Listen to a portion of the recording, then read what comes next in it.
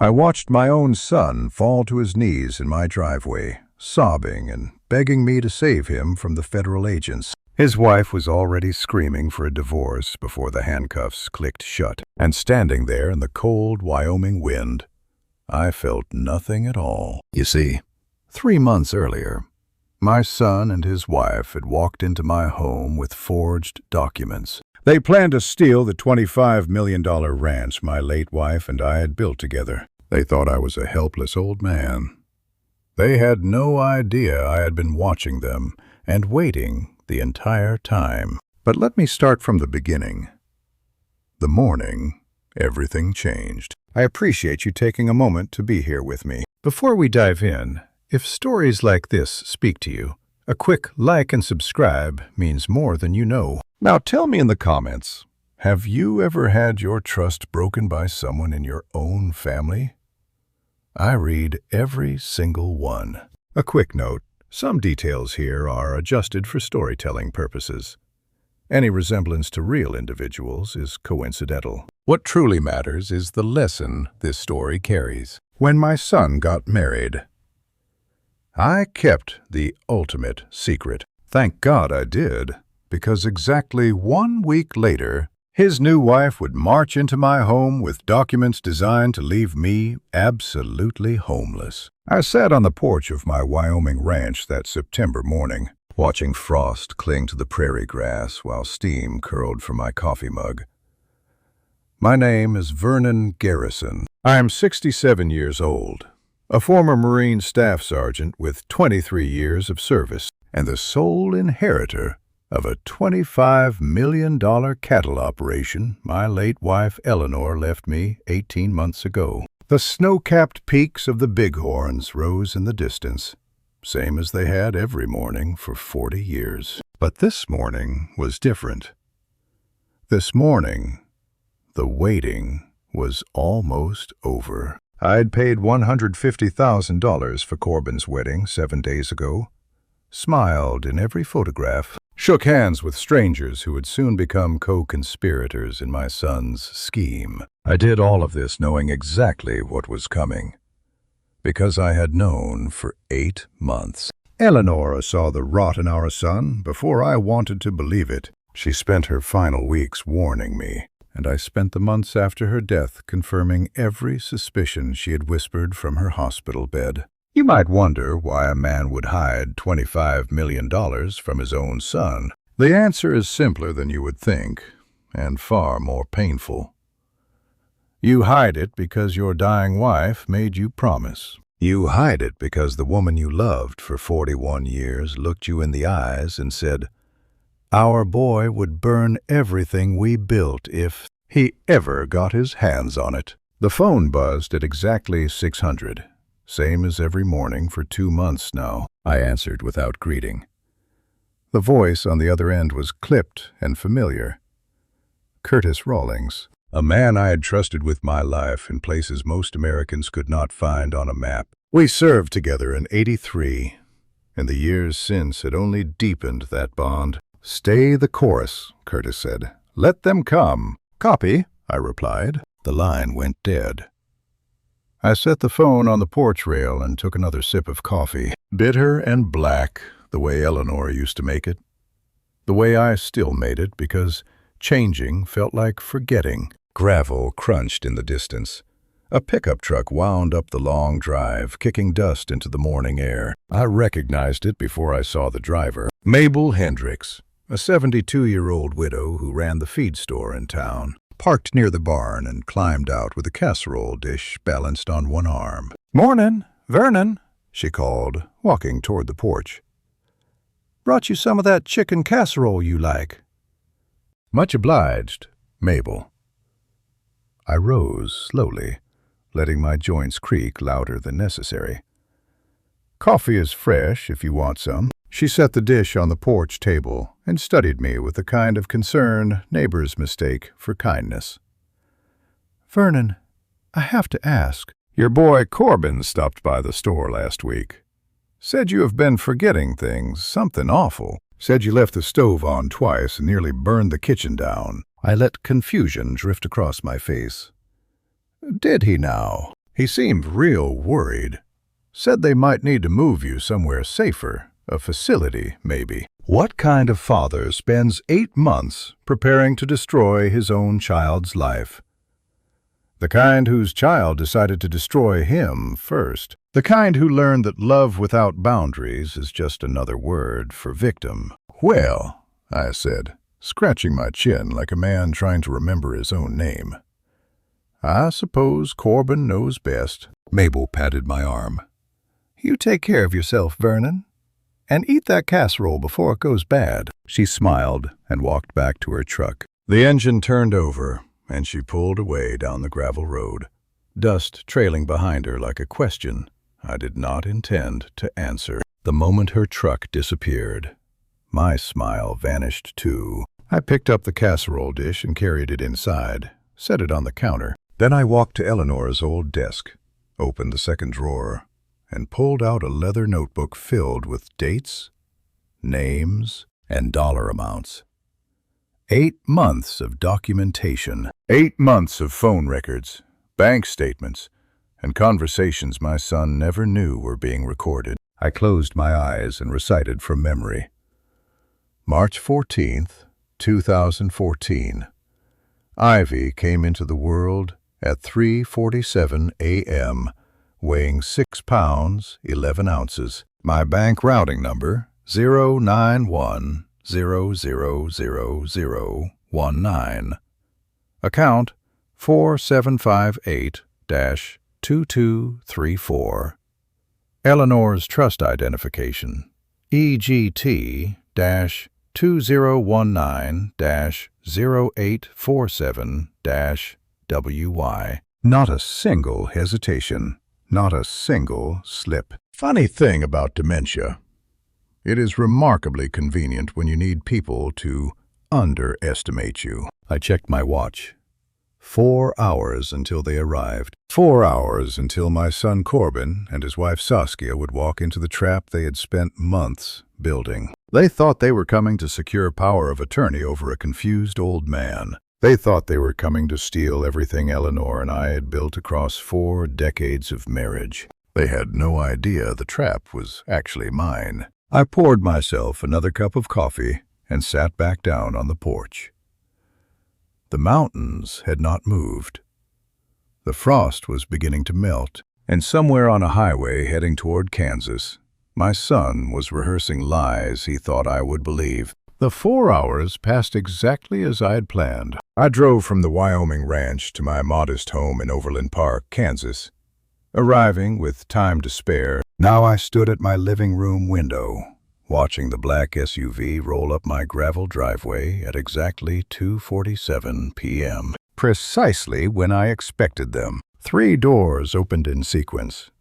My son emerged first. Corbin Garrison, 34 years old, stepped out in a designer jacket he could not actually afford. He had my strong jaw, but years of office work and moral erosion had softened it into something I barely recognized. His eyes went everywhere except toward the house where he grew up. From the passenger side came his wife, Saskia Garrison, 31, adjusted her designer sunglasses as her heels found the gravel. Her fur-trimmed coat cost more than my truck. Her Instagram-perfect smile had fooled everyone in the family except Eleanor, who had seen through it the moment Corbin brought her home 3 years ago. What none of them knew, what Corbin still did not know, was that his wife carried $180,000 in gambling debt to people who did not send collection letters. Then the third door opened, and my heart went cold. A stranger in a gray suit climbed out, clutching a leather briefcase like a drowning man grips driftwood. Darren Platt, 46 years old, a notary public whose sweat was already visible from 30 feet away. You do not bring a notary to a family visit. You bring a notary when you need signatures that will hold up in court. There is a particular kind of grief reserved for watching your child become a stranger. It does not arrive all at once. It seeps in slowly, over years, through small betrayals and large silences. but sometimes it crystallizes into a single moment. For me, that moment was watching my son bring a notary to steal my home. Saskia's heels clicked against the pavement like a countdown. 3, 2, 1. She linked her arm through Corbin's and steered him toward the front door. The notary followed 3 steps behind, his briefcase held in front of his chest. I stepped back from the window and cataloged everything I had seen. Rental plates from Kansas City. Saskia's practiced smile, the one she used for cameras and marks. Corbin's guilt-hunched shoulders. The posture of a man who knows what he is doing is wrong, but lacks the spine to stop. The notary's sweating brow, which told me he knew exactly how illegal this was. 8 months of preparation crystallized into this moment. I shuffled toward the front door, schooling my face into the confusion they expected. The trembling hand I placed on the doorknob was pure performance. Inside, my pulse was steady as a metronome. The doorbell rang. Cheerful, insistent. I counted to 10, letting them wait, letting the anticipation build. Then I opened the door with the hesitation of a man who was not quite sure who these people were. Saskia moved through my doorway the way a snake enters a rabbit hole. Smooth, certain, hungry. "Dad!" she exclaimed, wrapping me in a hug that smelled of perfume expensive enough to drown out the desperation underneath. "We have been so worried about you living out here all alone." Behind her, Corbin finally met my eyes for half a second before looking away. "Hey, Pop, you look good." I let confusion drift across my face. "Corbin, is that you, son?" His jaw tightened. "Good. Let him squirm." Saskia guided me toward my own couch like I was an invalid.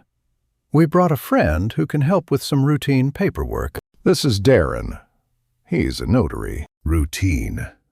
That word told me everything I needed to know. Darren Platt nodded without extending his hand. His eyes darted around the room, cataloging exits. He knew this was wrong, and he had agreed to do it anyway. For what? A few $100? A favor owed? It did not matter. He would regret this moment for the rest of his life. "Paperwork," I repeated slowly, as if the word was unfamiliar. "What kind of paperwork?" Saskia's smile never flickered. "Just some documents to help manage things while you are recovering from Eleanor's passing. Nothing complicated. We want to make sure you are protected." Protected. The word hung in the air like smoke from a gun. You want to know what it feels like when your own blood comes for your throat? It feels exactly like a hug. It feels like concern and care and family words wrapped around a knife. It feels like your son standing in your living room, unable to meet your eyes, while his wife prepares to steal everything you spent 40 years building. As they settled onto my worn couch, arranging their lives like furniture, I noticed the red folder poking from Darren's briefcase. Legal documents. Power of attorney, most likely. Maybe worse. I let my hands shake as I lowered myself into Eleanor's favorite chair. Let them see the frail old man they expected. Let them believe their trap was working. Tonight, the real chess game would begin. And they had no idea I had been playing for 8 months already. The chess game began the moment Saskia opened that red folder. She pulled the documents out with the practiced ease of someone who had rehearsed this moment in the mirror. Her fingers were steady. Her smile was warm, and every word that came out of her mouth was poison wrapped in silk. "Dad, we need to talk about your future," she said, spreading papers across my coffee table like she was dealing cards. "We have been so worried about you living alone, especially with your condition getting worse." My condition. The dementia she had been telling everyone about for months. The confusion that did not exist. The memory loss I had invented specifically for moments like this one. I do not understand, I said, letting my voice waver. What papers are these? Saskia leaned forward, and her perfume hit me like a wall. Expensive, overpowering, the kind of scent designed to make you forget she was circling for the kill. This is a power of attorney, Dad. It just lets us help manage things while you are getting better. She pointed to a line near the bottom. The ranch is simply too much responsibility for someone in your state. We found a lovely assisted living facility with wonderful reviews. You would be so much happier there. The ranch. There it was. $25 million of Wyoming land that Eleanor had inherited from her father and protected for 40 years. The real reason Saskia was sitting in my living room with legal documents and a notary. Have you ever watched someone smile at you while calculating exactly how much you are worth dead? It is an education in human nature. The eyes stay warm, the voice stays gentle, but underneath you can feel the mathematics churning. Asset minus obstacle equals profit. I looked at Corbin, hoping for something, a flinch, a moment of hesitation, anything that suggested my son remembered who I was. He studied his hands. The notary. Darren shifted in his seat. Sweat had soaked through his collar. He knew what this was. He knew, and he was doing it anyway. This is all very confusing, I said slowly. Maybe I should call someone. A lawyer, maybe. Saskia's smile tightened by a fraction of a degree. Dad, lawyers just complicate things. This is family helping family. Corbin and I only want what is best for you. Family helping family. The words hit something in my chest. And suddenly I was not in my living room anymore. I was standing on a sidewalk in Kansas City, July, 2 months before the wedding. I had been downtown for a routine checkup. Nothing serious. And I decided to walk a few blocks to stretch my legs before the drive home. That was when I saw her. Saskia emerged from a glass-fronted office building, her phone pressed to her ear, laughing at something. The sign above the door read, Morrison Commercial Appraisals. I knew that company. They specialized in agricultural land valuations, ranch properties. 2 months before the wedding. She had been planning this before she ever wore white. I had dismissed it as coincidence at the time. Maybe she was meeting a friend. Maybe she had legitimate business there. But Eleanor's voice echoed in my head that night. Watch what they do when they think no one is watching. So I watched. I hired Curtis to help me watch, and everything we found confirmed what Eleanor had suspected from the day Corbin brought Saskia home. She was not in love with my son. She was in love with his inheritance. The memory faded, and I was back in my living room, looking at my daughter-in-law with new eyes. Every gesture, every concerned frown, every gentle touch on my arm was a performance 2 months in rehearsal. The sympathy was scripted. The worry was manufactured. Even her choice of words had probably been tested in front of a mirror. Dad, Saskia's voice cut through my thoughts. Did you hear me? I said we can take care of everything. You just need to sign. She held out a pen. Expensive. Heavy. The kind you use for documents that change lives. Let me tell you something about wolves in designer clothing. They always smell like expensive perfume. They always speak softly, and they always come for you when they think you are too weak to fight back. I took the pen and turned it over in my hands, letting my fingers tremble. This is a lot to take in, I murmured. Eleanor always handled the paperwork. I am not sure I understand what all of this means. Saskia's patience flickered. Just for a second.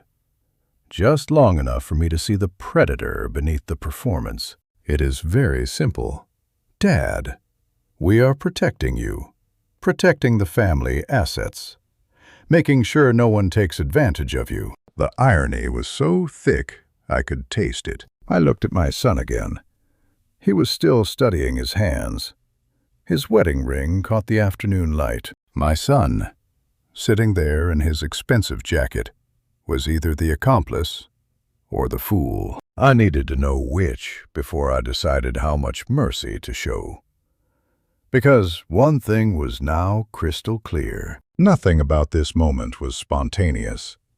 Not a single word. Not a single smile. Not a single concerned glance. Saskia had married my son to rob me. And I was going to let her think it was working. I needed to know if my son was a villain or a victim.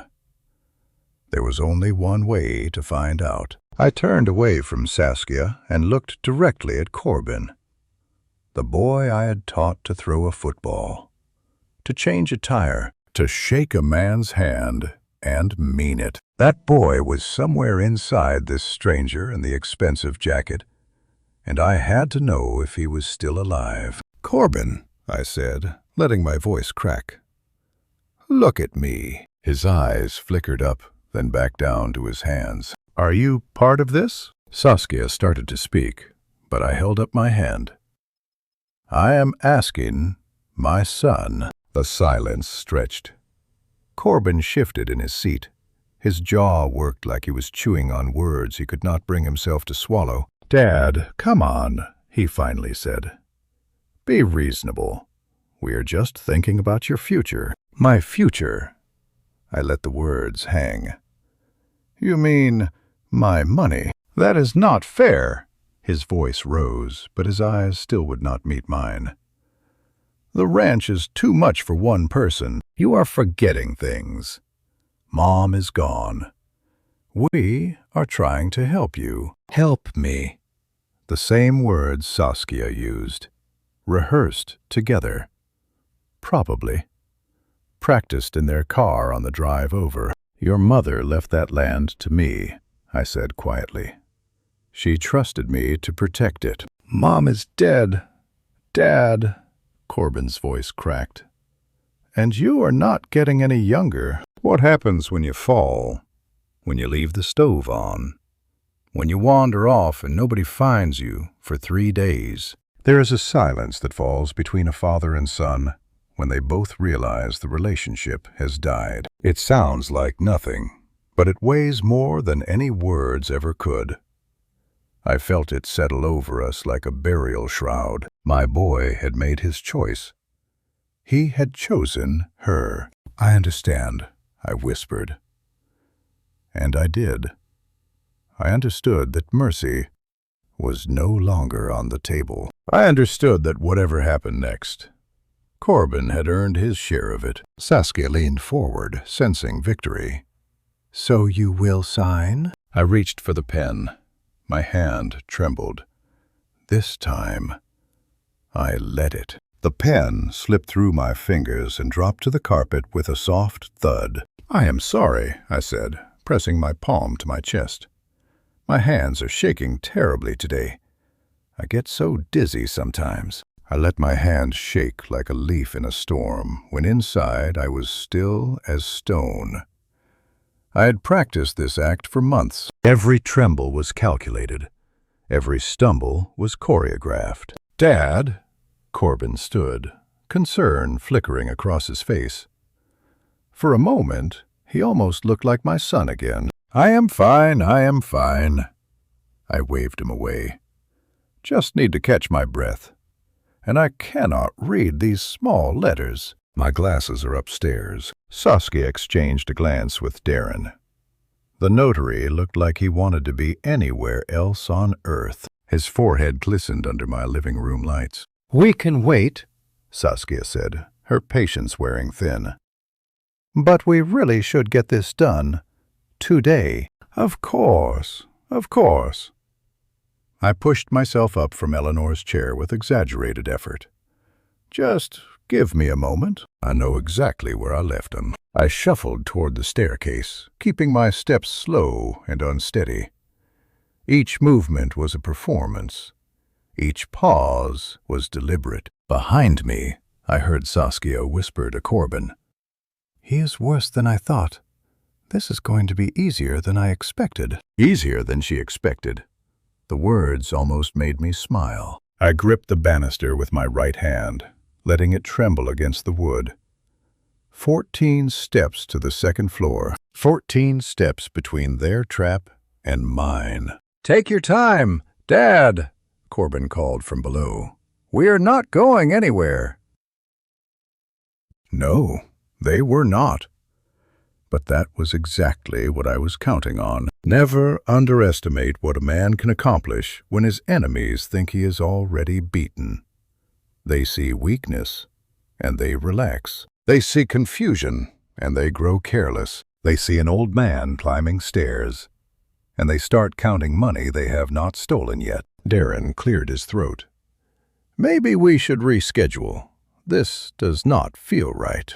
"It will be fine," Saskia snapped. "He just needs his glasses. 5 more minutes, and this is done." 5 more minutes. She had no idea how much could change in 5 minutes. I reached the top of the stairs and paused, breathing heavily for effect. My bedroom door was 6 feet away. Behind that door was a locked drawer. Inside that drawer was a phone that Saskia did not know existed. And on that phone was a contact who had been waiting for this moment as long as I had. I turned the corner and glanced back down the stairs. Saskia was checking her watch. Corbin was studying the carpet. Darren was sweating through his second shirt of the day. She did not suspect a thing. That was exactly what I needed. I stepped into the bedroom and closed the door behind me. The trembling stopped. My spine straightened. My hands went still. The old man disappeared, and the Marine who had been waiting 8 months for this moment reached for his phone. The lock clicked behind me, and the trembling stopped. My spine straightened like a rifle barrel. My hands went still. The shuffling old man who had climbed those stairs no longer existed. In his place stood a Marine who had spent 8 months preparing for exactly this moment. I crossed to the dresser and pulled open the false bottom of the second drawer. Inside lay a burner phone, a leather folder of documents, and a photograph of Eleanor taken 3 years before the cancer diagnosis. I picked up the phone and dialed a number I had memorized months ago. 40 years in the Corps taught me one thing worth remembering. Never let your enemy see you load the weapon. They can suspect, they can worry.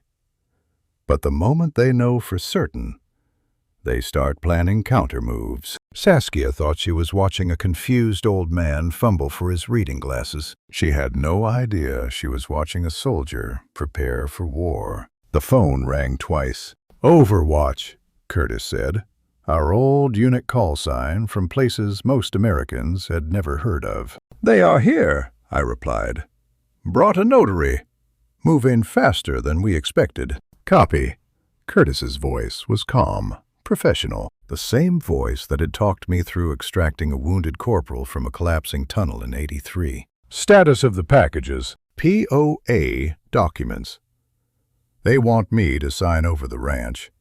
The daughter-in-law is running point." Curtis and I had survived firefights, ambushes, and a collapsed bunker in places the maps forgot. This was just another extraction. Except the enemy shared my blood, and the casualty would be my own heart. "The easement is ironclad," Curtis said. "Filed with the Department of Interior. Cannot be broken, transferred, or used as collateral." Eleanor made sure of that before she passed. "And the character clause triggers automatically upon documented proof of abuse or fraud against you. The trust redirects the moment they cross the line." I heard papers shuffling on his end. "If they forge your signature or file fraudulent documents, every wire transfer becomes federal jurisdiction." FBI. Financial Crimes Division is already briefed. I closed my eyes. Eleanor had built this fortress while she was dying, while I was still refusing to believe our son could be capable of this. She was meeting with attorneys and filing paperwork that would protect me from the boy she had raised. She saw the truth years before I could accept it. "I can have agents there in 2 hours," Curtis said. "Arrest warrant ready. We stop this before it goes any further. The offer hung in the air between us. What kind of father lets his child walk into a prison sentence? The kind who knows a slap on the wrist teaches nothing. The kind who has watched his son receive chance after chance, only to squander each one. The kind who finally understands that sometimes love means letting consequences land. "No," I said quietly. "Not yet." "Vernon," Curtis's voice shifted. The soldier was gone, replaced by the friend. "You understand what that means? Watching your boy cross a line he cannot uncross?" "I know." "Once they forge those documents, once they file that paperwork, it is federal fraud. 5 to 15 years. Your son will be a convicted felon before his 35th birthday." I leaned against the dresser. Below me, I could hear Saskia's impatient footsteps pacing across my living room floor. Click, click, click. Like a timer counting down to detonation. "An attempted crime brings lighter consequences," I said. "A slap, a fine, maybe probation. He learns nothing." She walks away and finds another target. "And if you let them finish, then the trap closes. All the way. No escape hatches, no technicalities. They face everything they chose." Curtis was silent for a long moment. "That is a heavy burden, brother. Eleanor carried it alone for years. The least I can do is finish what she started." My finger hovered over the end call button. On Eleanor's nightstand, her photograph watched me with eyes that had seen our son's corruption long before I could accept it. She had tried to warn me. She had begged me to see. And I had defended him, made excuses, believed the best. Right up until the day she showed me the bank statements and the forged checks. "Maintain surveillance," I said. "Document everything. When they move on the ranch, we move on them." "Copy. Stay safe, old man." "No such thing." I ended the call and slipped the phone back into its hiding place. The dresser drawer closed with a soft click that sounded like a coffin lid. Downstairs, Saskia's pacing had stopped. I could hear her voice, sharp and impatient, though the words were muffled. Probably complaining to Corbin about how long this was taking. Probably wondering if the confused old man had gotten lost in his own hallway. Let her wonder. I picked up my actual reading glasses from the nightstand and put them on. Rolled my shoulders forward. Let my hands begin their practiced trembling. The soldier disappeared. The frail old man returned, but behind his confused eyes, a clock was now ticking, and everyone downstairs was about to learn what happens when you come for a Marine's family. Not yet, I reminded myself. Let them finish digging their grave first. I descended the stairs slowly, reading glasses perched on my nose. Each step a performance for the predators waiting below. My hand trembled against the banister.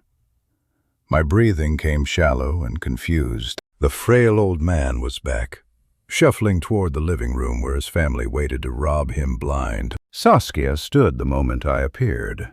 Her smile was back in place, but I could see the impatience crackling beneath it. "Did you find your glasses, Dad?" "I did." I lowered myself into Eleanor's chair with exaggerated care. "But I have been thinking." "Thinking about what?"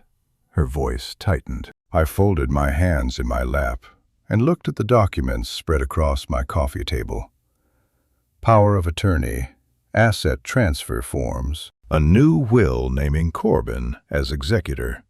Everything they needed to strip me of 40 years of work. "I am not signing anything today," I said quietly. The room went still. "What?" Saskia's smile flickered. "I need my own lawyer to look at these papers first. Eleanor always said, never sign anything you do not understand." For exactly 2 seconds, nobody moved. Then Saskia's carefully constructed mask began to crack. Her jaw tightened. Her eyes narrowed. The concerned daughter-in-law dissolved like sugar in acid. "Your own lawyer," she repeated. "We do not have time for games. Vernon, these documents are perfectly standard." Then a lawyer will confirm that. The woman who had kissed my cheek at her wedding now looked at me like I was an obstacle to be removed, like I was furniture that had outlived its usefulness. The transformation was complete in a heartbeat, and I wondered how I had ever believed her performance. "This is ridiculous." She turned to Corbin. "Talk to your father." Corbin had been silent through this exchange, watching from the edge of the couch. Now he stood, and I saw something in his face that made my chest ache. Resolution. The look of a man who had made a terrible choice and committed to seeing it through. "Dad," he said, stepping closer, "you are being incredibly selfish. We came all this way to help you, and you are making this difficult for everyone. I am asking for a lawyer to review documents that affect my entire life. That is not selfish. That is prudent." "Prudent?" Saskia laughed, but there was no warmth in it. "You left the stove on twice last month. You cannot remember your own phone number. And you want to talk about prudent?" I said nothing. Let her dig deeper. "This is exactly why you need professional care," she continued, her voice rising. "You are not capable of making these decisions anymore. We are trying to protect you from yourself." Darren Platt shifted by the door, sweat staining his collar. He wanted to leave. He could feel the room turning toxic, and every instinct was telling him to run. But the promise of whatever Saskia was paying kept him rooted in place. "Do you know what it sounds like when your own child turns against you? It sounds exactly like goodbye. It sounds like every memory you shared being rewritten into something ugly.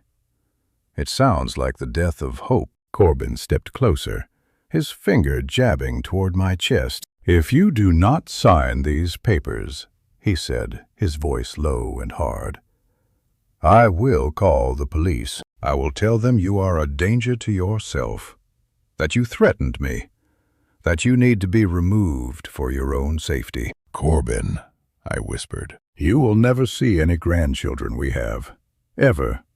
I will make sure of that. You want to play games with us? Fine. But you will lose." His face twisted with rage I had never seen in 34 years of fatherhood. This was not the boy I had taught to ride a bike.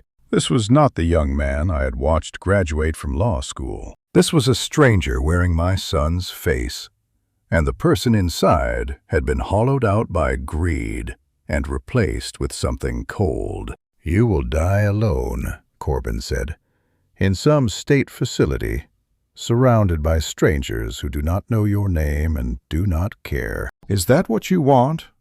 Because that is what is going to happen if you keep being difficult." I have been shot at in 3 different countries. None of those bullets ever found their mark. My son's words hit every vital organ I had. Behind him, Darren Platt was edging toward the door. He wanted no part of this. His hand was already reaching for the handle when I saw it. Movement in the hallway, small, barely visible in the shadows near the kitchen. A figure, no more than 4 feet tall, holding something up toward the living room.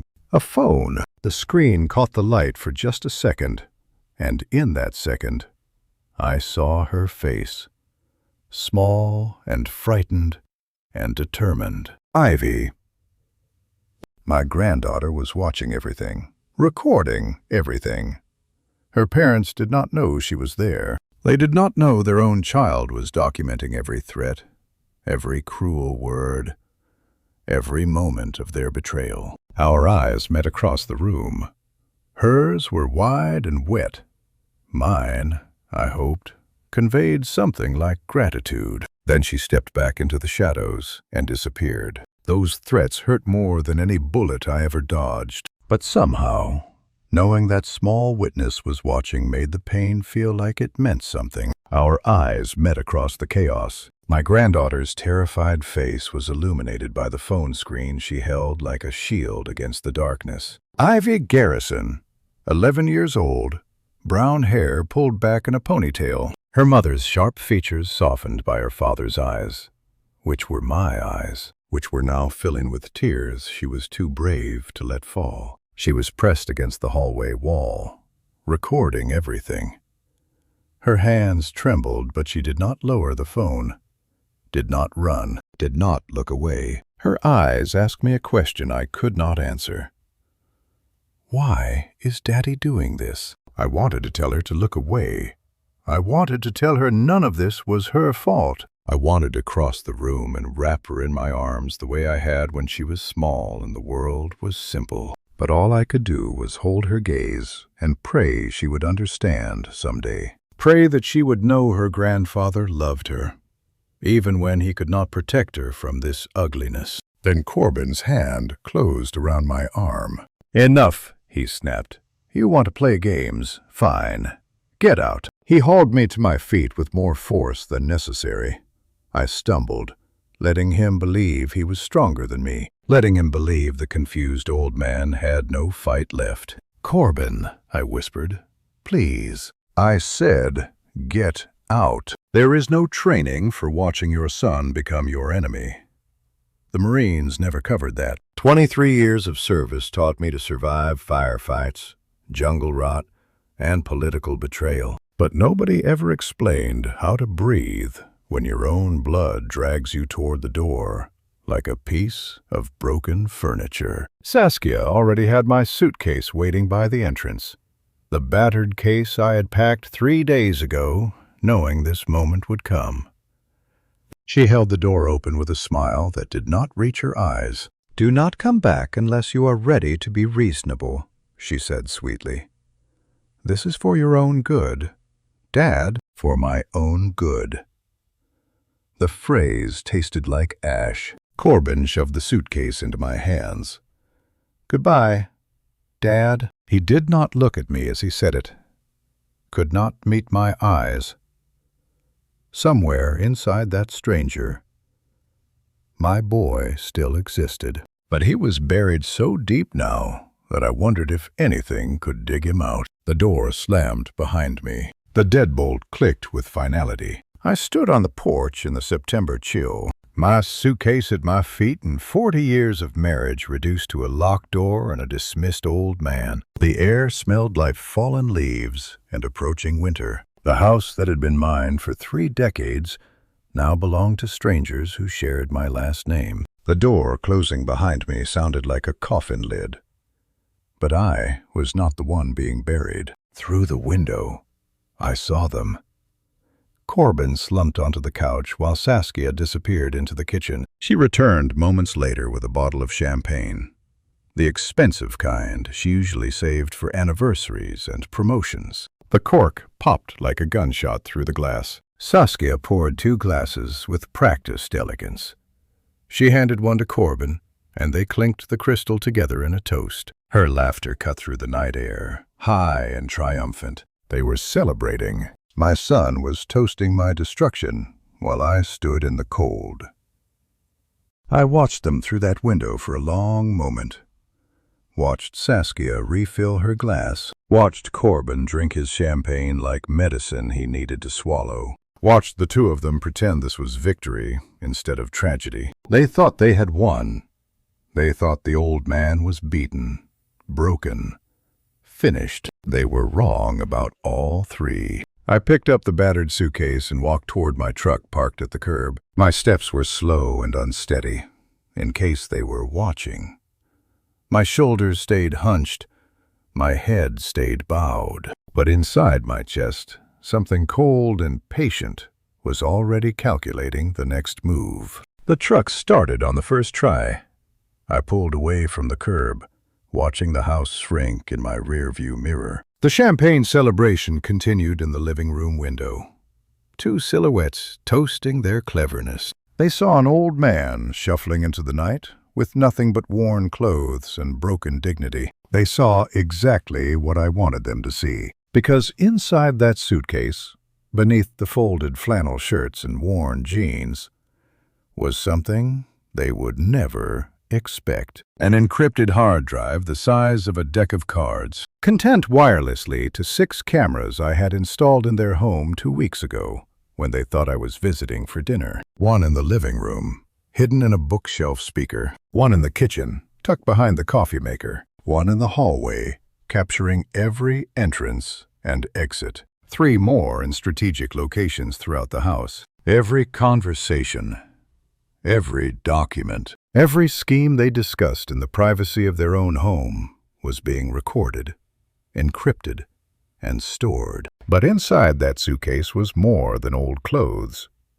It was the beginning of their end. The headlights cut through the September darkness as I pointed my truck west toward Denver, toward the next phase of a war my enemies did not know had already begun. Kansas faded in my mirrors. The champagne celebration grew smaller with every mile until it disappeared entirely, swallowed by distance and night. I drove for 20 minutes before pulling into a rest stop, killing the engine, and opening the suitcase on the passenger seat. Beneath the worn flannel shirts and faded jeans lay my arsenal. The encrypted hard drive sat in a padded compartment, no larger than a deck of playing cards. Wireless receivers linked to cameras and audio pickups I had installed myself, using techniques I learned in reconnaissance training 4 decades ago. Every word spoken in that house for the past 2 weeks was stored on this device.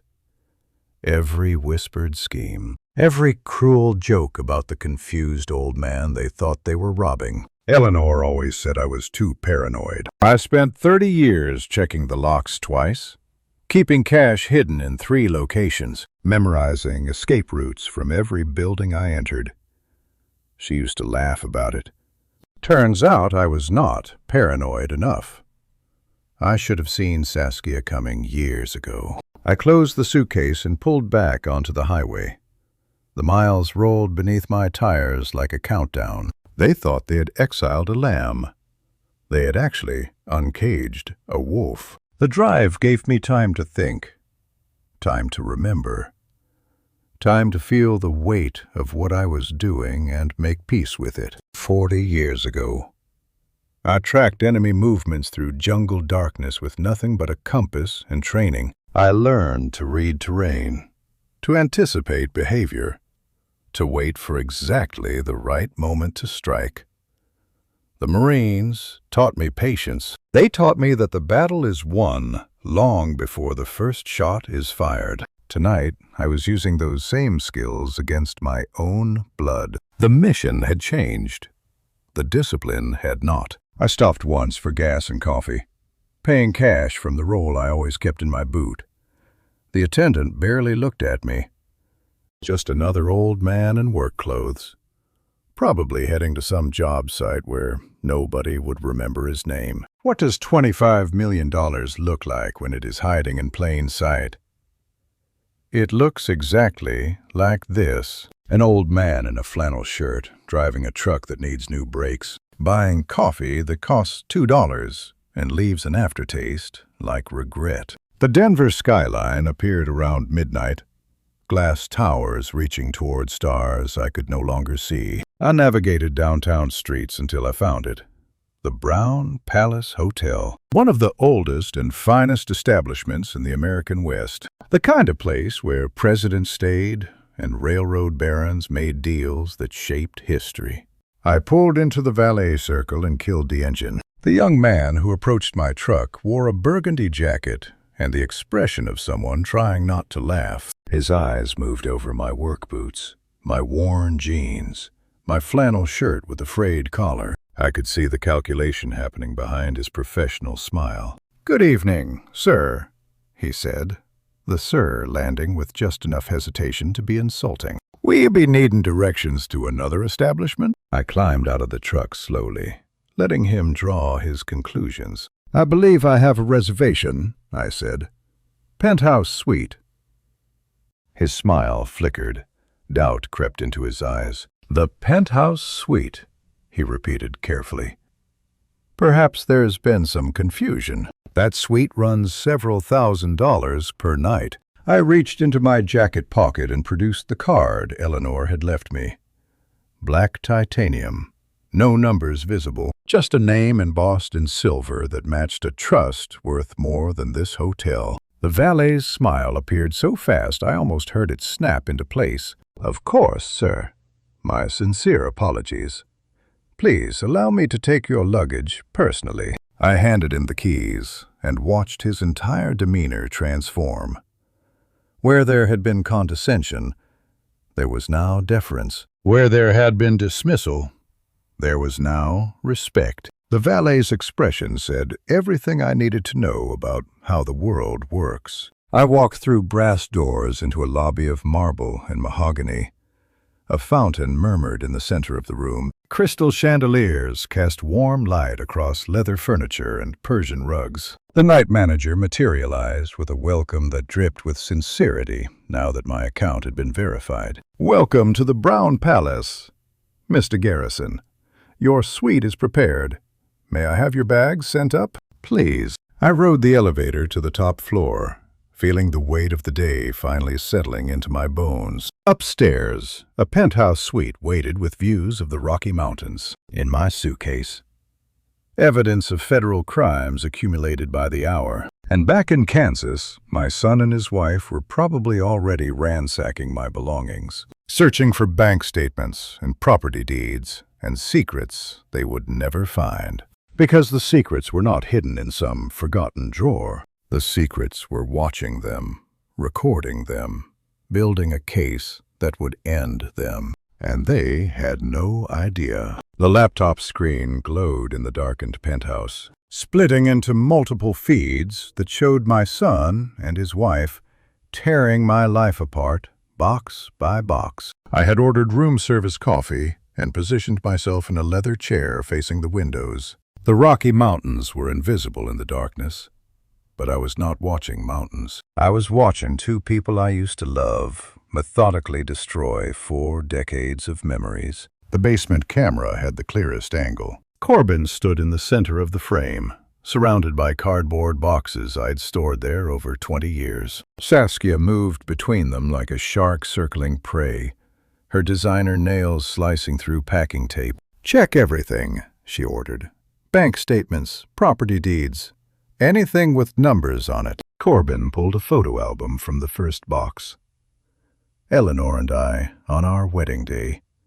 Our first Christmas in this house. Corbin as a baby, held in my arms while I wore my dress uniform. He glanced at the photos for half a second, then tossed the album onto the concrete floor. My Bronze Star landed in a pile of discarded Christmas cards moments later. 40 years of service to my country, reduced to clutter blocking the path to money.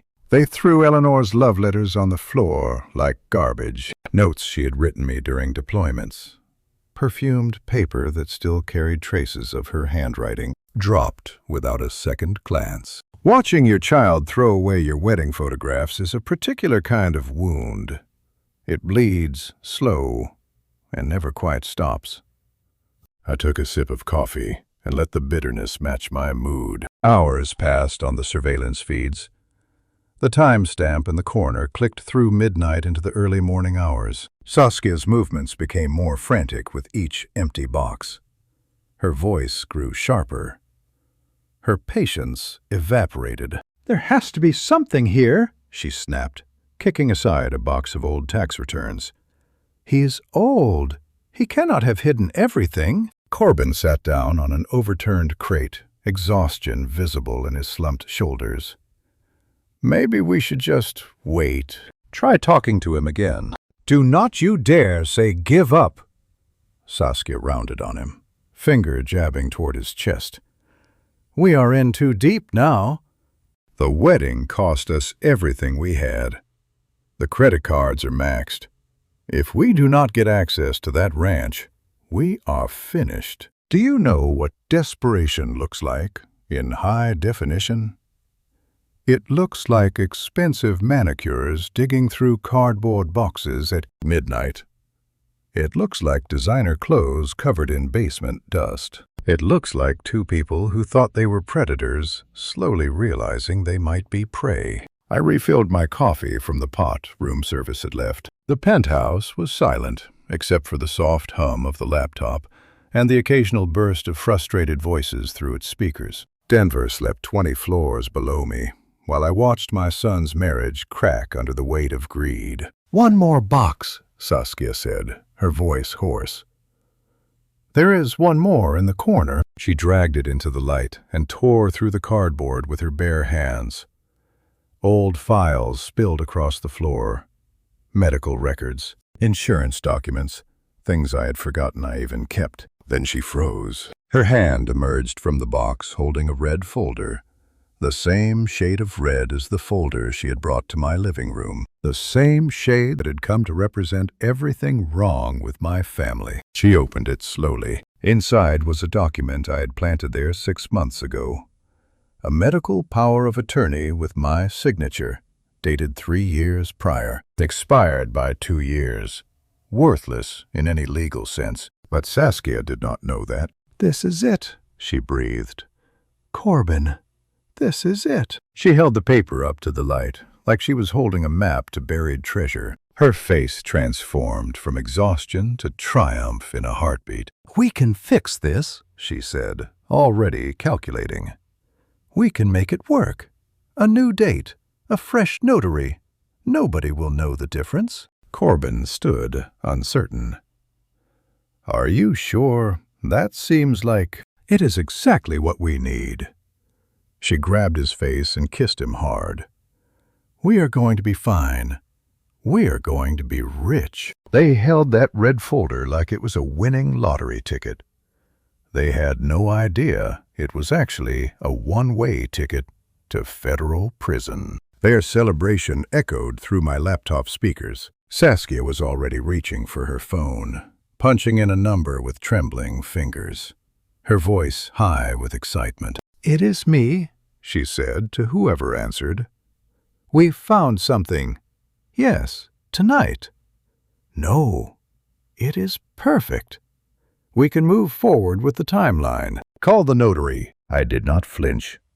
I did not smile. I simply reached for my phone and dialed Curtis. He answered on the first ring. "Talk to me." "Bait is taken," I said quietly. She found the planted document. "They are already planning to forge it." "Copy. What is your order?" I watched the surveillance feed. Corbin and Saskia were embracing now, swaying in the basement surrounded by the wreckage of my memories. They looked happy. They looked like they believed everything was finally going their way. The bait was taken. Now we would see how fast they could dig their own grave. Curtis asked the question I had been dreading all night. "Do you want me to stop this right now, before your son crosses a line he can never uncross?" I stood at the penthouse window, phone pressed to my ear, watching Denver wake up 20 floors below. The surveillance feed still played on my laptop behind me, but the basement was empty now. Corbin and Saskia had gone to bed hours ago, clutching their discovered document like children with a stolen candy bar. "Tell me the options," I said. "I can file emergency injunctions within 2 hours. Curtis's voice was calm, professional, the same voice that had guided me through ambushes and extractions decades ago. "FBI Financial Crimes is briefed and ready. We stop this before any federal crime is completed. Your son faces minor charges at most. Attempted fraud, maybe conspiracy to defraud.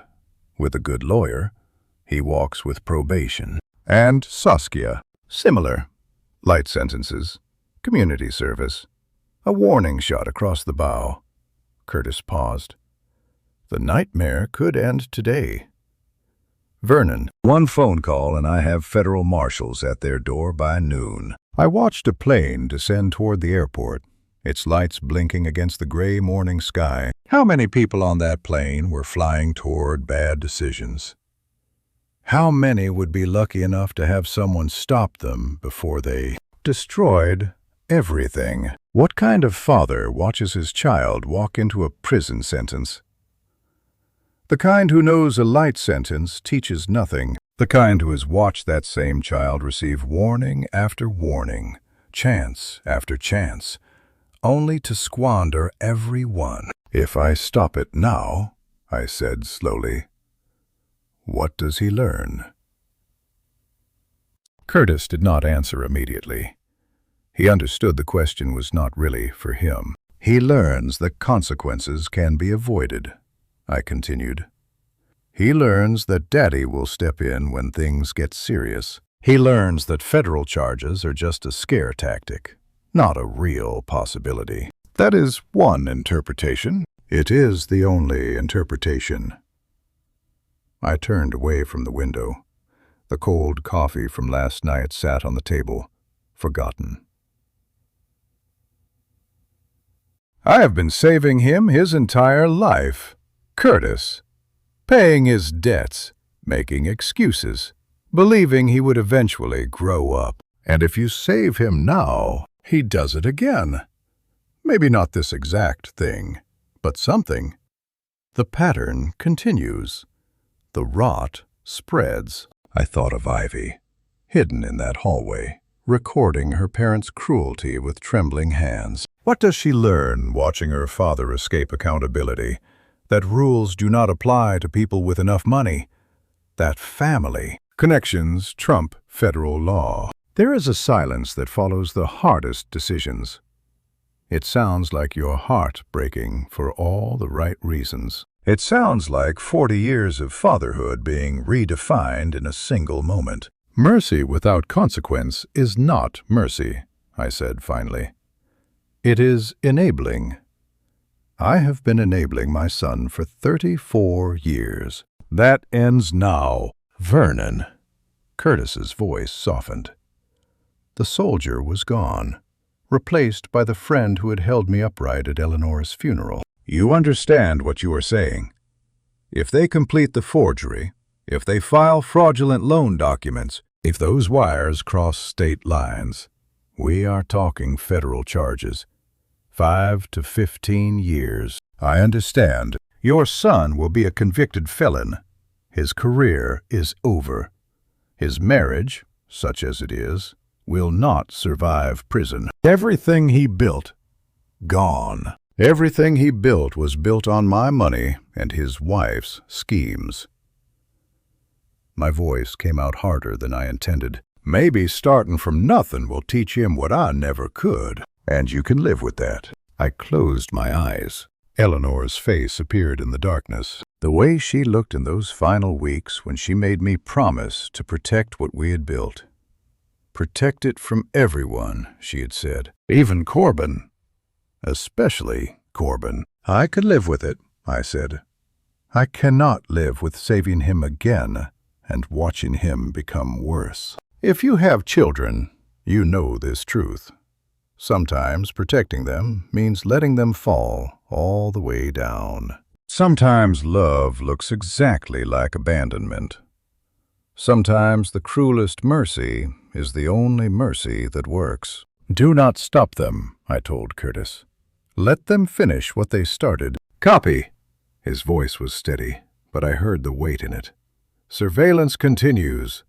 Documentation continues. The moment the crime is complete and undeniable, we move. The moment it crosses state lines, wire fraud, federal jurisdiction, no plea deals, no early releases, no daddy swooping in to save the day." "Understood." Curtis paused. "For what it is worth, Vernon, I think Eleanor would agree with this." Eleanor saw this coming before any of us. She built the trap. I am just letting it close. I ended the call and sat in the silence of the penthouse. Denver spread below me like a map of all the roads my son would never take now. Curtis would hold position. The surveillance would keep recording. The legal team would keep preparing. And somewhere in Kansas, my boy was about to forge my signature on a document that would end his life as he knew it. Let them walk the entire path they chose. The hotel room smelled like fresh coffee and old money. I sat in a leather armchair worth more than my first car, watching my son commit a felony on a laptop screen. The decision I made yesterday still hung in the air like gun smoke. Let them walk the entire path they chose. Now I was watching that path unfold in high definition. The living room camera had the clearest angle. Corbin sat at the dining table, a stack of papers in front of him and a pen in his hand. Saskia stood behind him, one hand on his shoulder, the other pointing at something on the document. "Like this," she said, her voice tinny through the speakers. "The G needs to loop more. Try again." Corbin nodded and bent over a practice sheet. He drew my signature. Again. And again. 17 attempts I counted before he finally produced something that satisfied his wife. "Perfect," Saskia breathed. "That is exactly it. Now do it on the real one." I watched my son forge my name on a power of attorney document. His hand was steady. His face was focused. There was no hesitation, no moment of conscience, no flicker of doubt. The radiator in the corner of my suite hissed like a disapproving grandmother. I had stayed in this same hotel 42 years ago, the night before I proposed to Eleanor. I had been nervous then, hopeful, full of dreams about the family we would build together. Now I was here, watching our son destroy everything we built. My phone buzzed. "Curtis, you watching?" he asked. "Every frame. The footage is clean. Timestamp verified. Audio synced. Any judge in the country will see this for exactly what it is." He paused. "How are you holding up?" I did not answer that question. "What about the notary?" Darren Platt arrived 20 minutes ago. He is in the kitchen with Saskia now. They're going over the documents before he stamps them. I switched camera feeds. There was Darren, sweating through his shirt, just like he had in my living room. He knew what he was doing was criminal. The fear was written across his face in capital letters. But he kept reviewing those papers anyway. "He is going to stamp a forged signature," I said quietly, knowingly. "That makes him an accessory to federal fraud. He will flip the moment we put pressure on him." Part of me wanted to call Corbin right then, to give him one last chance to stop. But I had given him chances his whole life. Every chance became another lesson he refused to learn. Every rescue became another excuse to need rescuing again. I ended the call with Curtis and kept watching. An hour later, the documents were signed, stamped, and notarized. Darren fled the house like it was on fire. Corbin and Saskia embraced in the living room. Their crime complete. Their future sealed. Then Saskia's phone rang. She stepped into the hallway to answer it, moving out of Corbin's earshot, but directly into range of my hidden microphone. Her voice dropped to a whisper, but the audio was crystal clear. "I told you I will get the money," she hissed into the phone. "My father-in-law has millions. We just secured access today. I just need another week." A pause. Someone speaking on the other end. Saskia's face went pale. "Please," she whispered. "I understand I owe you." 180,000. Yes, I know the number. But threatening me will not make the money appear faster. Just give me until the ranch loan closes. Another pause. Longer this time. When Saskia spoke again, her voice was shaking. "They will break my hands if I do not pay. Is that what you are telling me?" She pressed her palm against the wall to steady herself. "Fine, 1 week. I will have it in 1 week, or you can do whatever you want." She ended the call and stood there trembling, tears running down her face. I leaned back in my chair and processed what I had just heard. Gambling debt. $180,000 owed to people who threatened violence. Underground poker games, probably, where the house always won, and the losers paid with more than money. This was not just greed. This was desperation. Saskia was not scheming for luxury.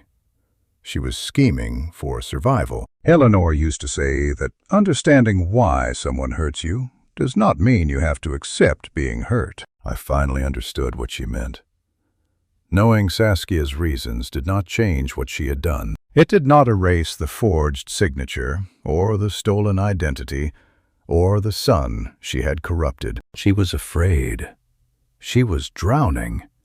And in her panic, she had decided to drag my family under with her. I understood fear. I had felt it in jungles and bunkers and hospital rooms where Eleanor fought her final battle. Fear makes you desperate. Fear makes you stupid. Fear makes you do things you never thought yourself capable of. But fear does not turn you into a criminal. That choice is still yours. I saved the audio file to the encrypted drive and poured myself another cup of coffee. Fear can make people do terrible things, but it does not excuse them.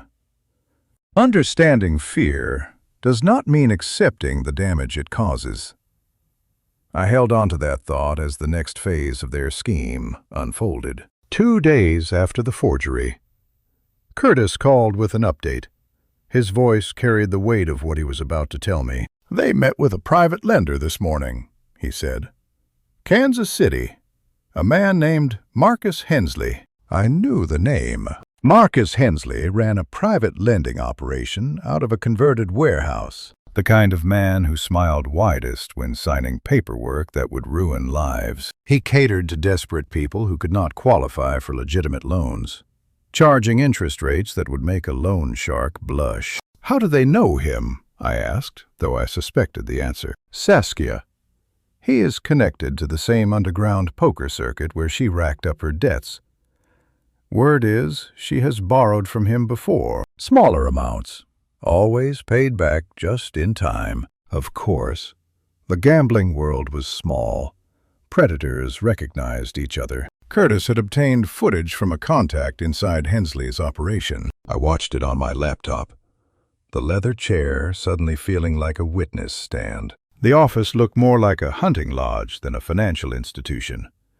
Mounted deer heads on the walls, leather furniture, cigar smoke curling toward exposed rafters. Hensley sat behind a massive desk, his silver hair slicked back, his smile revealing teeth too white to be natural. Saskia and Corbin sat across from him.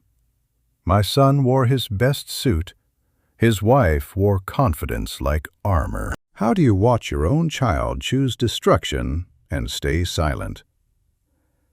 You remind yourself that rescue and enabling look identical from so much. The outside. You remember every time you stepped in before, and how it taught him nothing except that consequences were for other people. $7.5 million, Hensley said, tapping the forged power of attorney with one manicured finger. Against a Wyoming ranch valued at $25 million.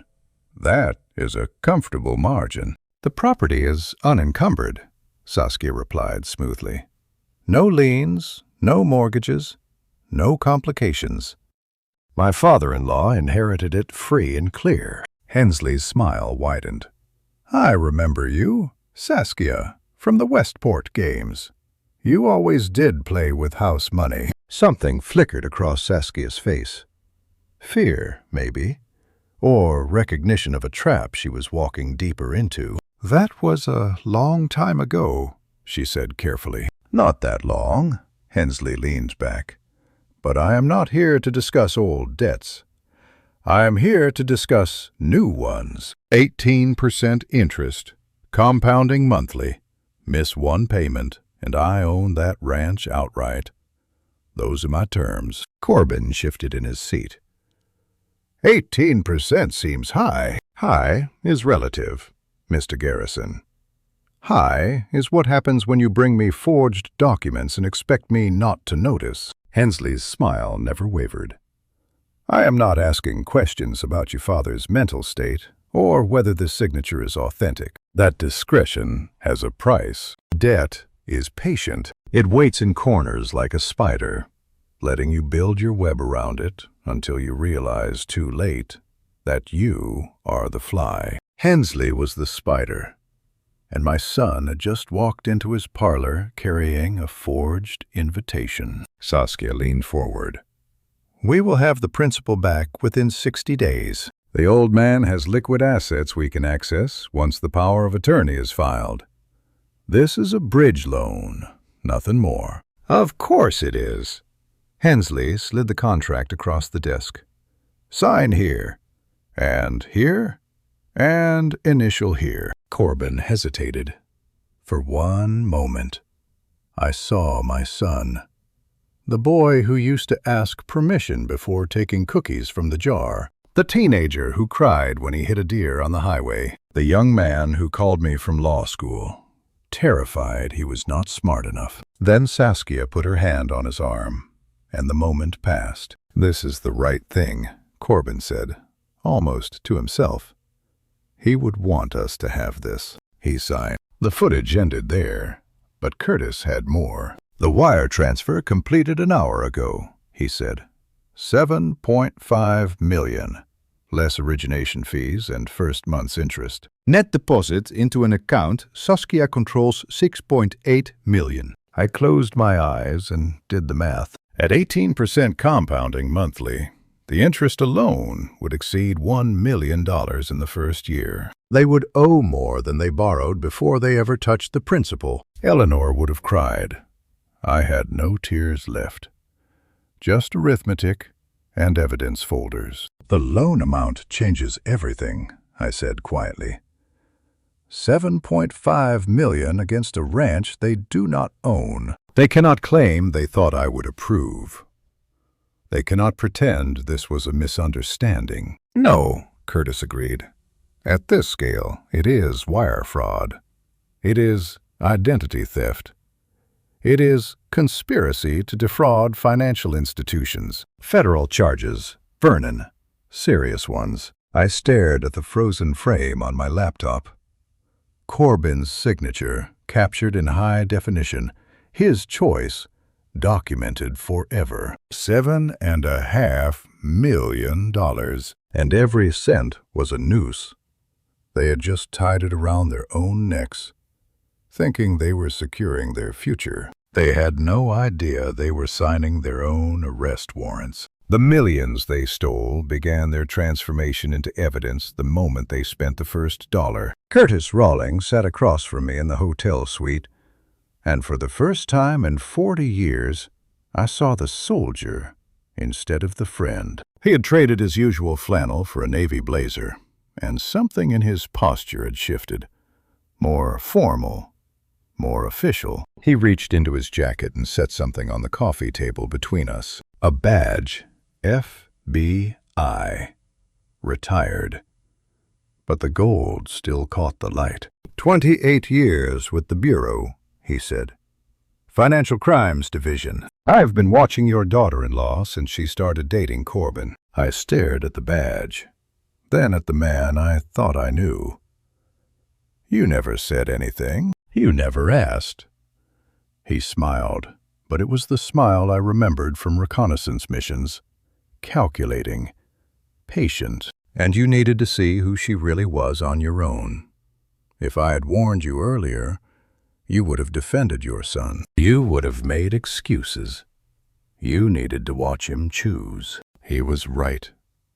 I hated that he was right. How long have you known? I asked. About Saskia. 3 years. She showed up on our radar through the underground poker circuits. High-stakes games. Bad company. Worse debts. He leaned back. When I heard she was dating your son, I started digging deeper. Her financial history reads like a crime novel. Bounced checks, defaulted loans, suspicious wire transfers from overseas accounts. Trust is a currency you cannot counterfeit. Curtis had been depositing in that account since 1983, when we shared a foxhole in places the maps forgot. Now I understood why he had always been so careful with information, why he had let me stumble toward this truth on my own terms. The legal counterattack, I said slowly. The conservation easement, the character clause. That was all coordinated. Eleanor called me 6 months before she died. Curtis's voice softened. She knew she was running out of time. She knew what Saskia was. She wanted to make sure you would be protected after she was gone. My wife, still fighting for me from beyond the grave. The federal case, Curtis continued, has been building since before the wedding. Every document is in order. Every wire transfer is tracked. When we move, it will be airtight. Before I show you what those stolen millions bought, I need to ask, are you still with me? Comment A if you think they should have been stopped before now. Or B, if letting them dig deeper was the right call. Add one reason why. A quick note. The next part includes some fictionalized details added to deepen the emotional impact. What matters is the lesson behind it. Curtis pulled out his phone and opened an app I did not recognize. Social media monitoring, he explained. Everything they post publicly becomes evidence, and they have been posting constantly. He turned the screen toward me. The first image was Saskia, standing next to a silver Porsche Cayenne. Her smile was radiant. The caption read, "New Beginnings." 92,000, Curtis said. Paid in cash 3 days after the loan closed. He swiped to the next image. Corbin holding shopping bags outside a Louis Vuitton store. Multiple bags. Heavy ones. 14,000 on handbags alone. How do you watch your child become a stranger? One Instagram post at a time, apparently. Each photograph was a confession. Each caption was evidence. Each smiling selfie was another nail in a coffin they did not know they were building. Curtis kept swiping. First-class airline tickets to Milan. A hotel suite overlooking the Duomo. Restaurant receipts from places where a single meal cost more than most people's rent. 18,000 on travel in the first week, he said. They are not even trying to hide it. Of course they were not hiding it. They thought they had won. They thought the confused old man was shuffling through some state facility, forgotten and powerless. They had no idea every dollar they spent was being cataloged, time-stamped, and filed. I watched my son pose next to a car bought with stolen money. He looked happy. He looked proud. He looked like someone I had never met. Document everything, I said quietly. Already done. Curtis closed the app. Wire fraud carries up to 20 years federal time. Each transaction across state lines is a separate count. They've racked up enough charges in 2 weeks to put them away for decades. $14,000 on handbags. My wife's funeral cost less. Eleanor was buried in a simple pine casket because she did not believe in ostentation. She donated most of what we had to veteran causes and conservation funds. And now our son was spending stolen money on luxury goods and posting it online like a trophy. When do we move? I asked. Soon. The loan against the ranch triggered federal jurisdiction. The wire transfers locked in conspiracy charges. We just need them to take one more step. What step? Curtis's expression went cold. We need them to come for the ranch itself, to actually try to develop it or sell it. That is when the conservation easement springs the trap. Every Instagram post was another bar on their cell. They were building their own prison, one luxury purchase at a time, and they were smiling in every photograph. The evidence kept mounting while I prepared for the final phase. Their social media documented their crimes in real time. Now it was time to position myself for the end game. The flight to Wyoming took 90 minutes, and I spent every second of it thinking about Eleanor's porch and the battle waiting on the other side of those mountains. I landed in Sheridan County under gray October skies. The rental car attendant smiled as he handed me the keys to a modest sedan. Visiting family, sir. Something like that, I replied. The drive to the ranch took another hour through country roads I had traveled 1,000 times. The Bighorn Mountains rose ahead, their peaks dusted with the first snow of the season. Eleanor and I had driven this route together so many times that I could still feel her presence in the passenger seat, pointing out landmarks, commenting on the changing colors of the aspens. The ranch house appeared around the final bend. $25 million of Wyoming land that Eleanor had protected with her dying breath. I parked in the gravel drive and sat there for a long moment, just looking at the place we had built together. Inside, the house smelled like cedar and memories. I moved through the rooms slowly, touching surfaces Eleanor had touched, sitting in chairs where she had sat. In her study, I found what I was looking for. A letter tucked behind a photograph of our wedding day. Her handwriting, shaky from the medication but unmistakable. The snow on the peaks looked like Eleanor's hair in her final months, white and beautiful and impossibly fragile. I opened the envelope with trembling hands. "My dearest Vernon," it began. "If you are reading this, then my fears about Saskia have proven true. I am sorry I could not make you see it while I was alive. You always wanted to believe the best in everyone, especially our son's choices. But I watched her calculate every smile, every kindness, every moment of attention she showed us. She is not in love with Corbin. She is in love with what we built. Please protect it. Please protect yourself. And please remember that I loved you enough to prepare for a war I knew you would have to fight alone." She had known.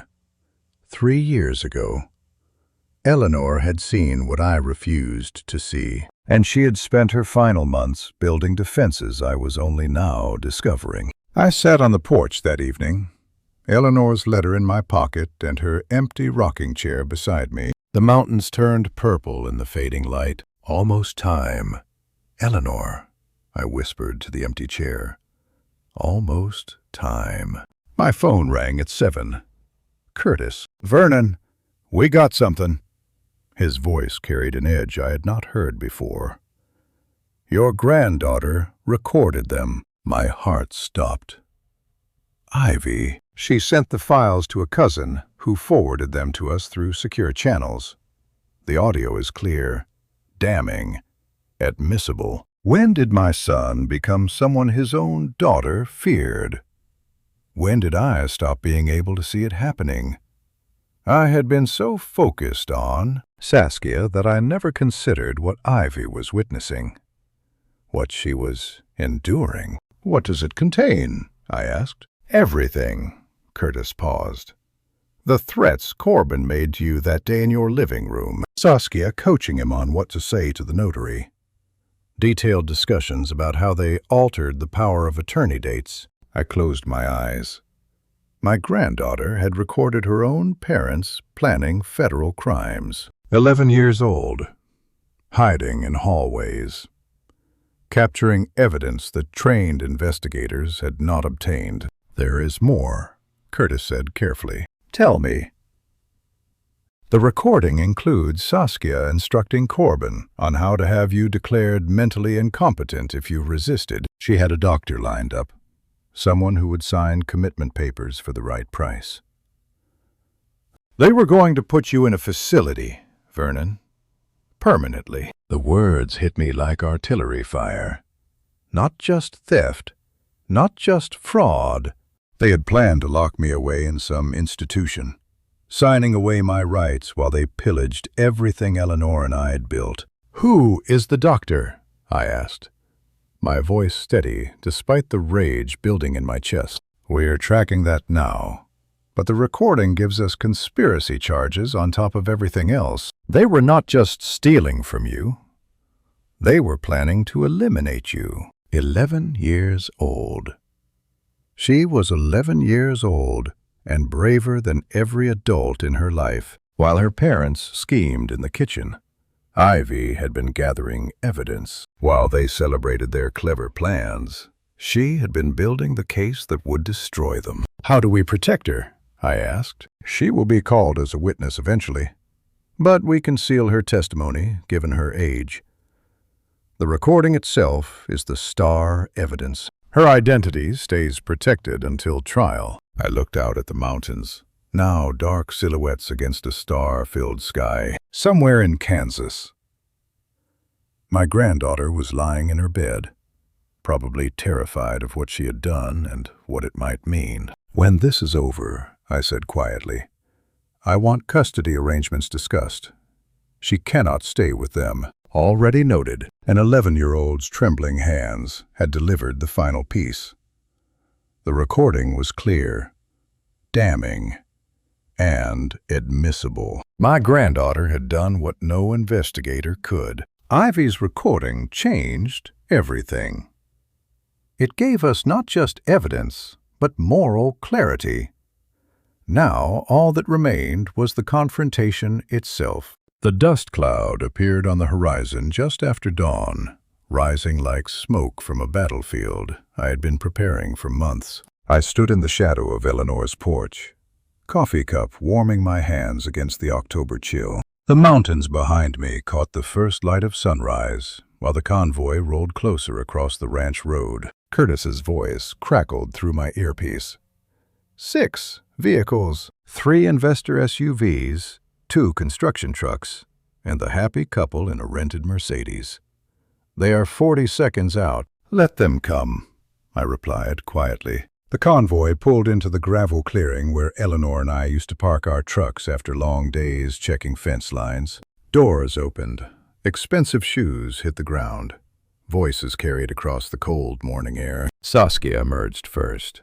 Blueprints rolled under her arm, and a surveyor's clipboard in her hand. She wore a fur-trimmed jacket I recognized from her Instagram posts. Behind her, Corbin helped an older man in a cashmere coat step down from the lead SUV. I recognized the older man immediately. Raymond Voss. He had been at Marcus Hensley's office the day the fraudulent loan was signed. Another predator in the network Saskia had cultivated. Another vulture circling what was left of my family. They moved across Eleanor's land like locusts in designer clothing, measuring everything in dollars and demolition timelines. Saskia pointed toward the main house, then swept her arm across the meadow where elk grazed in spring. "We will need surveys of the entire property," she announced. "The development plan calls for 40 units in the first phase, with a clubhouse here and a pool complex near the tree line." 40 units. She was going to carve Eleanor's sanctuary into condominiums. Corbin walked beside her, nodding along like a man who had already spent the money in his head. He laughed at something Raymond Voss said. "Standing where Eleanor's garden used to grow." "Prime location," my son declared. "We will have the first units up by spring. The ski resort connection alone will triple property values within 3 years." I watched him through the window, my reflection ghosting over his face like a premonition. "You have no idea what spring will bring, son," I whispered. The construction foreman began unloading equipment, survey stakes, demolition markers, a gas-powered saw that gleamed in the morning light. One of them walked toward the barn, Eleanor's barn. The structure her grandfather had built in 1943. The place where she had learned to ride horses, where she had first kissed me on a summer evening 45 years ago, where I had scattered her ashes on a morning just like this one. The barn. They wanted to tear down the barn. Saskia consulted her clipboard and shouted instructions across the yard. "Start with that barn. It is not structurally sound anyway. The eyesore comes down first to open sight lines for the main development." Eyesore. She called Eleanor's barn an eyesore. I set my coffee cup on the porch railing, my hands steady despite the fire building in my chest. The foreman was already walking the perimeter, marking demolition points with orange spray paint. "Curtis," I said quietly, "they are targeting the barn." "I see it." His voice was tight. "Federal team is in position. Sheriff's department is standing by. Say the word." Not yet. I needed them to commit fully. I needed every investor to touch those blueprints, every foreman to mark those walls, every person present to become an accessory to the fraud. You think you know someone for 43 years. You raise them, you sacrifice for them, you teach them right from wrong, take them to church, show them what honor looks like, and then they try to bulldoze your wife's grave for profit. Saskia walked toward the barn now, her heels sinking into the mud where Eleanor's horses used to graze. She ran her hand along the weathered wood like she was already calculating how much it would cost to haul away. "Beautiful bones," she said to Raymond Voss. "But it has to go. The environmental survey alone will cost less if we start demolition before the inspectors arrive." Before the inspectors arrive. They were planning to destroy evidence of what the land had been, planning to erase Eleanor's memory before anyone could document what they were taking. The foreman fired up the saw. The sound cut through the morning air like a scream. I stepped toward the door, my hand on the handle, watching through the glass as my son nodded approval for the destruction of everything his mother had loved. They were driving straight into the trap. 6 vehicles full of witnesses, blueprints covered in fingerprints, recorded conversations on every phone, construction equipment documented on county roads, federal agents watching from the ridgeline. The moment that saw touched Eleanor's barn, I would step out of the shadows, and every person in that clearing would learn what happens when you come for a Marine's family. I took a breath, straightened my shoulders, and pushed open the door. The door swung open, and I stepped off Eleanor's porch into the morning light. My son's face went white as the snow on the mountains behind me. The construction foreman's saw died mid-rev. Saskia's clipboard slipped from her fingers and hit the ground with a hollow clatter. Every person in that clearing turned to stare at the old man who was supposed to be locked away in some facility. Confused and helpless. I was neither. "Dad?" Corbin's voice cracked like a teenager caught stealing. How are you here?" I walked toward them slowly, letting my boots crunch against the frozen gravel. Each step was deliberate. Each second was designed to let the reality sink in. "It is my ranch, son." I stopped 10 feet from where they stood. Where else would I be? The investors exchanged glances. Raymond Voss took a step backward, his cashmere coat suddenly looking less like confidence and more like a target. "I thought you said the old man was in a facility," one of them whispered to Saskia. She did not answer. Her eyes were fixed on me, calculating, recalibrating, searching for an angle that was no longer there. Watching my son's face collapse was like watching a building demolition in slow motion. The structure was still standing, but the foundation had already crumbled. He knew. In that moment, looking at me standing healthy and alert on the porch of the home he was trying to steal, Corbin knew that everything was about to fall apart. "You look confused." "Saskia," I said calmly, "I thought you told everyone I had dementia." Surely a man with dementia could not have traveled here alone, arranged accommodations, and stood waiting for you to arrive. Her jaw tightened. The mask she had worn for 3 years flickered, and something ugly showed through. "This does not change anything," she said, her voice rising. "We have legal authority. The power of attorney is valid.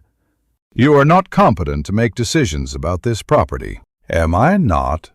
I turned to the investors, who were already backing toward their vehicles. "Gentlemen, would you like to hear me recite the property deed number for this ranch? The tax identification codes?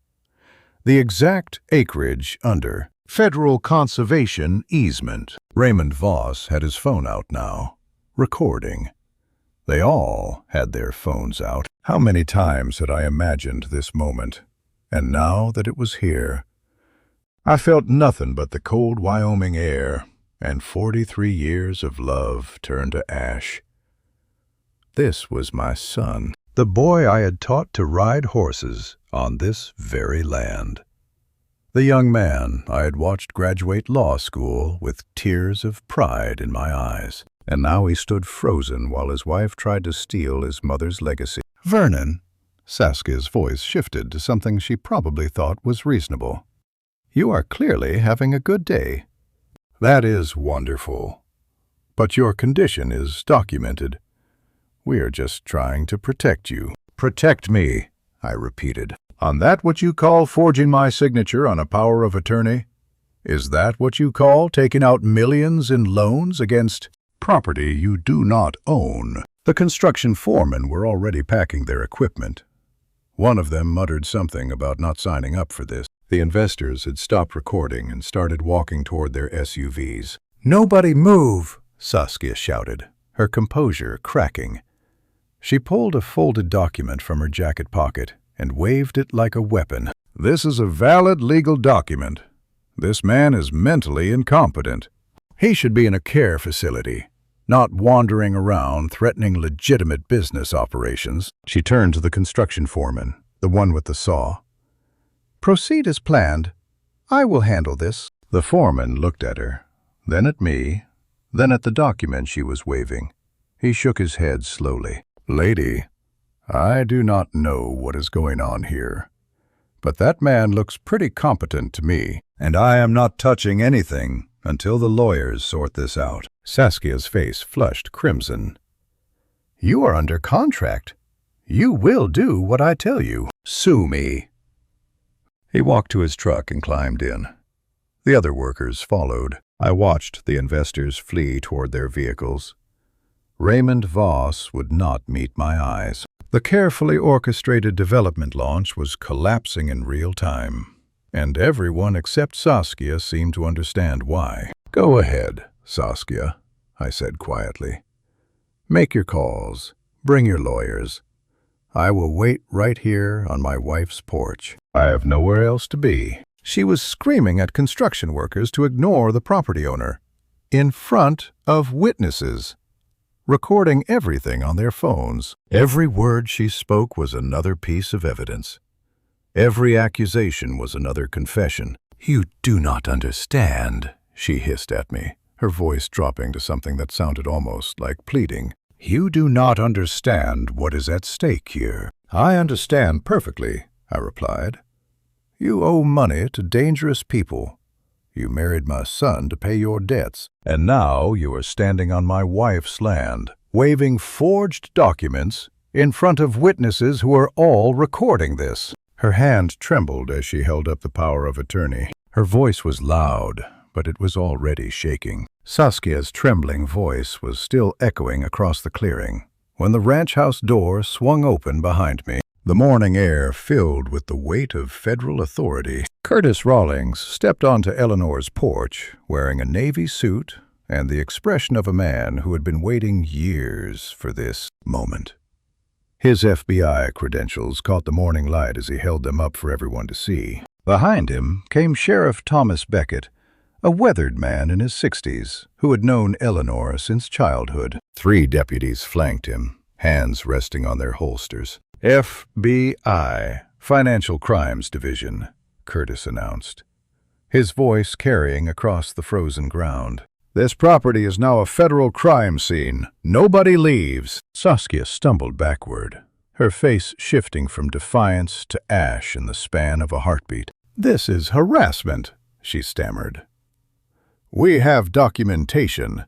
We have legal authority over this property." Curtis walked toward her slowly, the same deliberate pace I had used minutes earlier. "Ma'am, your documentation is evidence of wire fraud, elder abuse, and conspiracy to commit financial crimes across state lines. Please step away from the construction equipment." 3 months of planning their scheme. 3 seconds for Curtis to end it with a badge and a warrant. The investors were already moving toward their vehicles. Raymond Voss had his car door open before Curtis even finished speaking. One of the deputies intercepted him. "Sir, I am going to need you to stay right where you are. We have questions about your involvement in this transaction." Voss's face went gray. I had no idea. I was told this was a legitimate development opportunity. I was told the family had authority. "You were told," Curtis repeated. By whom, exactly? He pointed at Saskia. I watched my daughter-in-law realize that everyone she had recruited into her scheme was about to turn on her. The investors, the construction crews, the lenders, every person who had touched those fraudulent documents would be scrambling to save themselves. And then Darren Platt made his move. The notary who had stamped Saskia's forged documents broke from the group and ran toward the tree line. His ill-fitting gray suit flapped as he sprinted through the frost, trying to reach the cover of the pines before anyone could stop him. He made it 20 feet. Sheriff Beckett moved faster than his age suggested. He caught Darren by the collar and spun him to the ground with practiced efficiency. Watching Darren run was like watching a rat flee a sinking ship, except the ship was already underwater, and he had nowhere to swim. He had known what he was doing when he notarized those forged signatures. He had taken $500 and a promise of future business in exchange for his integrity. Now he was face down in the Wyoming dirt, sobbing. Darren Platt, the sheriff said, pulling handcuffs from his belt.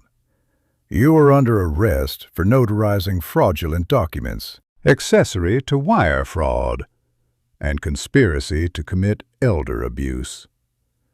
You have the right to remain silent. Anything you say can and will be used against you in a court of law. Darren's voice broke as the cuffs clicked around his wrists. She made me do it. Saskia said it was just family paperwork. She said the old man had agreed to everything. I did not know it was fraud. I swear I did not know. Curtis walked over and crouched beside him. Mr. Platt, I have surveillance footage of you reviewing those documents before you stamped them. I have audio of Saskia coaching your son on how to forge his father's signature while you waited in the kitchen. Would you like to revise your statement? Or would you like to discuss cooperation? Darren's sobs intensified. I will tell you everything. I will testify. Please. I have a family. I cannot go to federal prison. First domino, Curtis said quietly, standing up.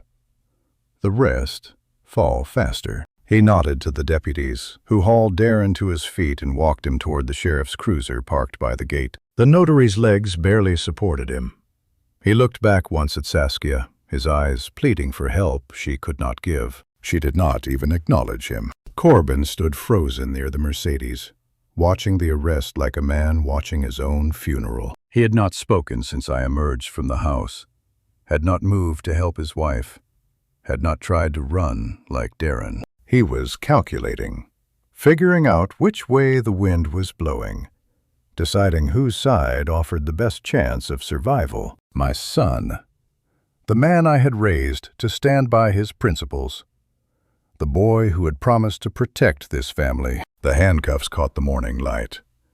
I had heard that sound 1,000 times in my life. In training camps and military police stations in foreign countries where American law meant nothing. But never once had that metallic click meant justice for my family. Until now. The sound of those handcuffs echoed across the valley. Darren was sobbing in the back of the sheriff's cruiser, already bargaining for his freedom with information about everyone who had participated in the scheme. The investors were being detained for questioning. The construction crews were giving statements, and Saskia stood alone in the center of it all, watching her empire of lies collapse, one arrest at a time. With Darren in custody and the investors being questioned, I turned my attention to the two people who still thought they had options. Saskia stood rigid near the Mercedes, her eyes darting between Curtis and the deputies like a trapped animal calculating escape routes. Corbin had not moved from his spot near Eleanor's garden. He looked like a man watching his own execution. Do you want to know why your mother spent 3 years working with federal land attorneys before she died? I asked, walking toward them. Neither answered. I reached into my jacket and pulled out a document I had been carrying for months. Crisp paper, official seals, signatures from agencies that did not make mistakes. Conservation easement, I said, holding it up for them to see. Filed with the Department of Interior in 2019. Your mother's final gift to this land. Saskia's face flickered with confusion. Corbin's went still. This property cannot be developed. It cannot be subdivided. It cannot be sold for commercial purposes. I let each word land like a hammer. And it cannot serve as collateral for any loan. Saskia snatched the paper from my hands, her eyes scanning the legal language with increasing desperation. "This is fake," she hissed. "This has to be fake. We had the property appraised. We had lawyers review the deed." Curtis stepped forward. "The easement is registered with federal agencies. I verified it this morning before we left Denver. Your collateral is worthless, Mrs. Garrison. It always was." Eleanor had known. Somehow, years before any of this, she had known what her son might become. And she had protected the land from him anyway. She had spent her dying months not just warning me, but building legal fortifications that would survive her, that would survive anything Corbin or his wife could throw at them. "The loan," Corbin whispered. The first words he had spoken since I emerged from the house. "The money we borrowed is still owed," Curtis finished for him. "Every penny, with interest." His phone buzzed. He checked it and smiled the cold smile of a man delivering a death sentence. "Marcus Hensley's operation just got raided in Kansas City. FBI and Treasury agents simultaneously. His entire lending portfolio is being seized as evidence of predatory practices and money laundering." Saskia's knees buckled. She caught herself on the Mercedes. "When they discover the collateral for your loan was fraudulent," Curtis continued, "they will accelerate immediately. It is standard practice for lenders under federal investigation. They claw back everything they can before the assets get frozen." Corbin's voice cracked. "Accelerate? What does that mean?" Curtis looked at him with something almost like pity. "Almost. It means they seize everything you own to recover what you borrowed. Your house in Prairie Village, your cars, your bank accounts, your retirement funds. Everything with your name on it becomes their property as of this morning. Millions borrowed at crushing interest rates. And now every penny would come from Corbin's own pockets. Not mine. He had stolen nothing but debt. He had inherited nothing but devastation. "You cannot do this," Saskia screamed, whirling on me. "This is entrapment. This is fraud. You set us up." "I did nothing except protect what belongs to me," I replied quietly. "You forged my signature. You took out loans against property you did not own. You planned to have me declared incompetent and locked away in a facility. I simply let you do what you were going to do anyway." She turned to Corbin, her eyes blazing. "Say something. Do something. This is your father. This is your family's land. Fight back." But Corbin was staring at his phone. His hands were shaking. "They froze our accounts," he said, his voice barely audible. "All of them. The joint accounts, my personal accounts, everything. The Porsche, gone. Repossessed this morning. The house. Bank already sent notice. We have 30 days to vacate. What do you call a man who steals from his father and loses everything to loan sharks in the same week I called him my son?" I did not know what to call him anymore. Saskia stepped away from Corbin like he was contagious. "You did this," she said, her voice dropping to ice. "You said we would be protected. You said your father was incompetent. You said the ranch was unencumbered." "I did not know about the easement," Corbin protested weakly. "I did not know Mom had done this." "You did not know anything." Saskia's laugh was bitter, broken. "I married you because you said you would inherit millions. And now we have less than nothing." The marriage was cracking in real time. The partnership that had formed to steal from me was dissolving under the weight of its own failure. Saskia was already calculating how to separate herself from the wreckage. Corbin's face went white. That was only the first blow. The federal charges had not even been read yet. The wire fraud counts were still being compiled. The elder abuse allegations were still being documented, and my son was standing in the ruins of his scheme, watching his wife look at him like he was garbage she needed to throw away. He had lost everything he had spent his life building, and the day was not even half over. Curtis had that look on his face again, the one he gets when he knows something that's about to change everything. We were standing in my kitchen, coffee going cold on the counter, and he pulled out an envelope I hadn't seen before. "Your mother left instructions," Curtis said. "Very specific ones." I took the envelope. Eleanor's handwriting on the front, still elegant after all these years.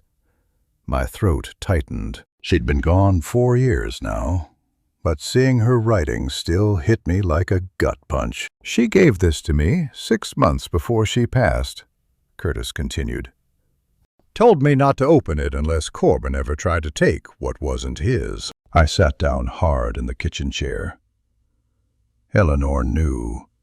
Somehow, my wife had seen this coming before any of us, before Corbin married Saskia, before the forged documents, before Marcus Hensley and his predatory loans. The envelope contained 3 pages, legal documents, notarized and witnessed. I recognized 2 of the signatures. Thomas Beckett, our sheriff, and a woman named Patricia Keene, who'd been Eleanor's closest friend before she moved to Arizona. Curtis pointed to the second page. "Read that paragraph, the one highlighted." My eyes found the yellow marker. "In the event that my son, Corbin David Garrison, engages in any act of financial exploitation, emotional abuse, or legal manipulation against my husband, Vernon Thomas Garrison, the trust established in my name shall be immediately redirected to the Wounded Warrior Foundation and the Veterans of Foreign Wars in equal portions." I read it twice, then a third time. "She set up a trust?" I asked. $12 million. Curtis's voice was quiet. "From her family's side.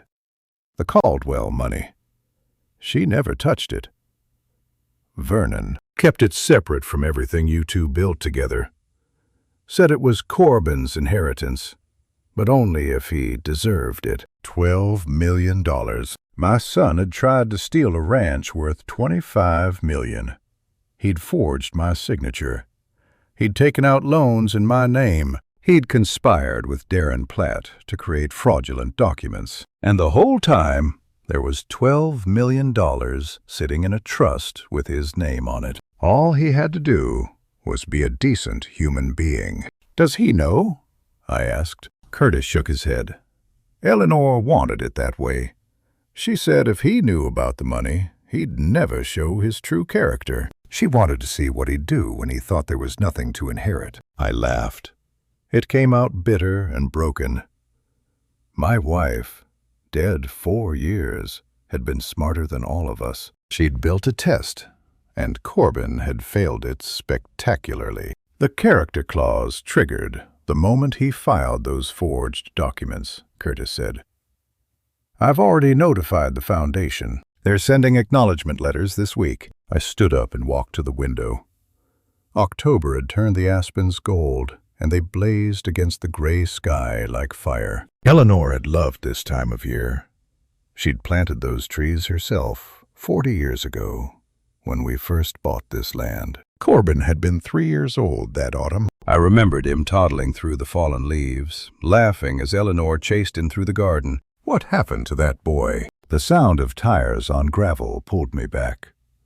Through the window, I watched a sedan pull up federal plates, 2 agents inside. Behind them, a county sheriff's vehicle. Thomas Beckett himself. And behind that, Corbin's truck. He must have followed them here. Probably thought he could talk his way out of whatever was coming. That was always Corbin's problem. He thought charm could fix anything. I walked outside. Curtis followed. The federal agents got out first. A woman with short gray hair and a younger man with a folder thick enough to break a table. Thomas stepped out of his vehicle and tipped his hat toward me. "Vernon," he said. "Wish this was a social call." Corbin's truck door slammed. He came around the front, Saskia trailing behind him. She looked different today. Pale, nervous, eyes darting between the federal agents and her husband. "Dad," Corbin started. "Whatever they're telling you—" "Corbin David Garrison." The gray-haired agent stepped forward. "You're under arrest for bank fraud, wire fraud, and conspiracy to commit elder abuse." Corbin's mouth opened, closed, opened again. "You have the right to remain silent," she continued, pulling handcuffs from her belt. I watched them cuff my son. Watched Thomas read off the charges, 14 counts total. Watched Saskia back away from her husband like he was contagious. "There's something else," Curtis said, loud enough for everyone to hear. He held up the envelope. Eleanor's handwriting caught the autumn light. "Your mother left you $12 million. Corbin, a trust fund from the Caldwell estate. All you had to do was treat your father with basic human decency." Corbin's face went white. "The character clause activated 3 months ago," Curtis continued. "The money goes to veterans' charities now. Every penny. $12 million. And he burned it with his own hands." Corbin was sobbing in the dirt, where his mother's garden used to grow. And Saskia was already walking toward the federal agents, ready to make a deal. My son reached for my hand from the dirt, and I felt nothing but the cold Wyoming wind between us. Corbin's fingers clawed at my jacket, his face streaked with tears and snot, his voice cracking like a boy half his age. The federal agents stood back, giving us this moment. Maybe they thought it would be meaningful. Maybe they just wanted to watch. "Dad, please." His grip tightened on my sleeve. "I am your son. You cannot let them take me. Please, Dad. I am sorry. I am so sorry." The gravel bit into his knees. His expensive slacks were ruined, mud seeping through the fabric. I remembered buying him his first suit for his college graduation. Eleanor had cried that day, so proud of what our boy had become. What had he become? "You had 43 years to be sorry," I said. My voice came out flat, empty. "You chose this." His face crumpled. For a moment, just a moment, I saw the child he used to be. The little boy who brought me dandelions from the yard and called them flowers. The teenager who helped me fix fences every summer without being asked. The young man who held his mother's hand at the hospital and promised to take care of me. That boy was dead. This man killed him. Saskia's voice cut through the October air like a blade.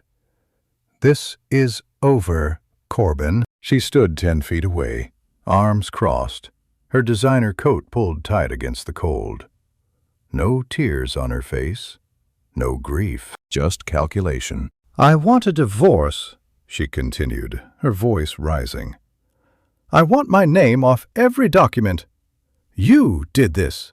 You destroyed us." How do you watch your own son beg and feel nothing? You remember every time he could have chosen differently, every chance he threw away, every lie he told while looking you in the eye. Corbin turned toward his wife, still on his knees. "Saskia, we can fix this. We can—" "Fix what?" She laughed, and the sound was ugly. "You promised me everything. The ranch, the money, the life we were supposed to have. And now what federal prison? Is that the life you promised me?" 3 years of marriage, 3 years of watching her spend money Corbin did not have, encouraging his worst impulses, whispering poison into his ear about what he deserved. And now, before the handcuffs even clicked shut, she was already calculating the exit. She never loved him. She loved what she thought he would inherit. Corbin's face went slack. I watched him understand, finally, what I had seen for years. His wife had married potential theft, not a man. And now that the theft had failed, she was done. "You knew," he whispered. "You pushed me to do this, every step. You said it was the only way." I said nothing. Saskia's eyes went cold. "I have no idea what you are talking about. Whatever you planned, you did alone." The federal agents exchanged glances. The gray-haired woman, the one who had read Corbin's rights, pulled out a small notepad and wrote something down. Saskia did not notice. She was too busy building her defense. Curtis stepped forward. He had been standing by my truck, watching. But now he moved into the center of the chaos with the calm authority of a man who had practiced law for 40 years. "For the record," Curtis said, his voice carrying across the yard, "we have audio evidence recorded by a minor who witnessed multiple planning conversations." Saskia froze. "The child's testimony will be protected," Curtis continued. "But her evidence is admissible in federal court." "A minor?" The gray-haired agent looked up from her notepad. "Which minor?" Curtis held up his phone. "Ivy Garrison, age 11. She recorded 17 separate conversations between her parents over the past 4 months. Every threat, every plan, every lie." Saskia's face went white. Not pale white. Like bone. Like ash. Like something dead. "Ivy," her voice cracked. "Ivy recorded us." Curtis nodded slowly. "Your daughter heard it all. And she did what you could not. She told the truth." The wind picked up, scattering dead leaves across the gravel. Somewhere behind the barn, a horse whinnied. The smell of coming snow hung in the air, sharp and clean, a contrast to the rot happening in front of me. Ivy was 11 years old. She should have been worried about school and friends and which horse to ride on Saturday mornings. Instead, she had spent 4 months gathering evidence against her own parents. She had listened to them plot and scheme and lie, and she had made a choice. She chose me. Saskia started to shake. "She is a child. She does not understand what she did." She understood perfectly," I said. My voice surprised me. I had not planned to speak, but the words came anyway, pulled from somewhere deep. "She understood that what you were doing was wrong. She understood that someone had to stop it, and she understood that the adults in her life had failed her." I paused. "So she became braver than all of us." Saskia's mouth opened and closed. No sound came out. Corbin had stopped crying. He sat in the dirt, staring at nothing, his face hollow. His wife had abandoned him. His mother's money was gone. His freedom was ending.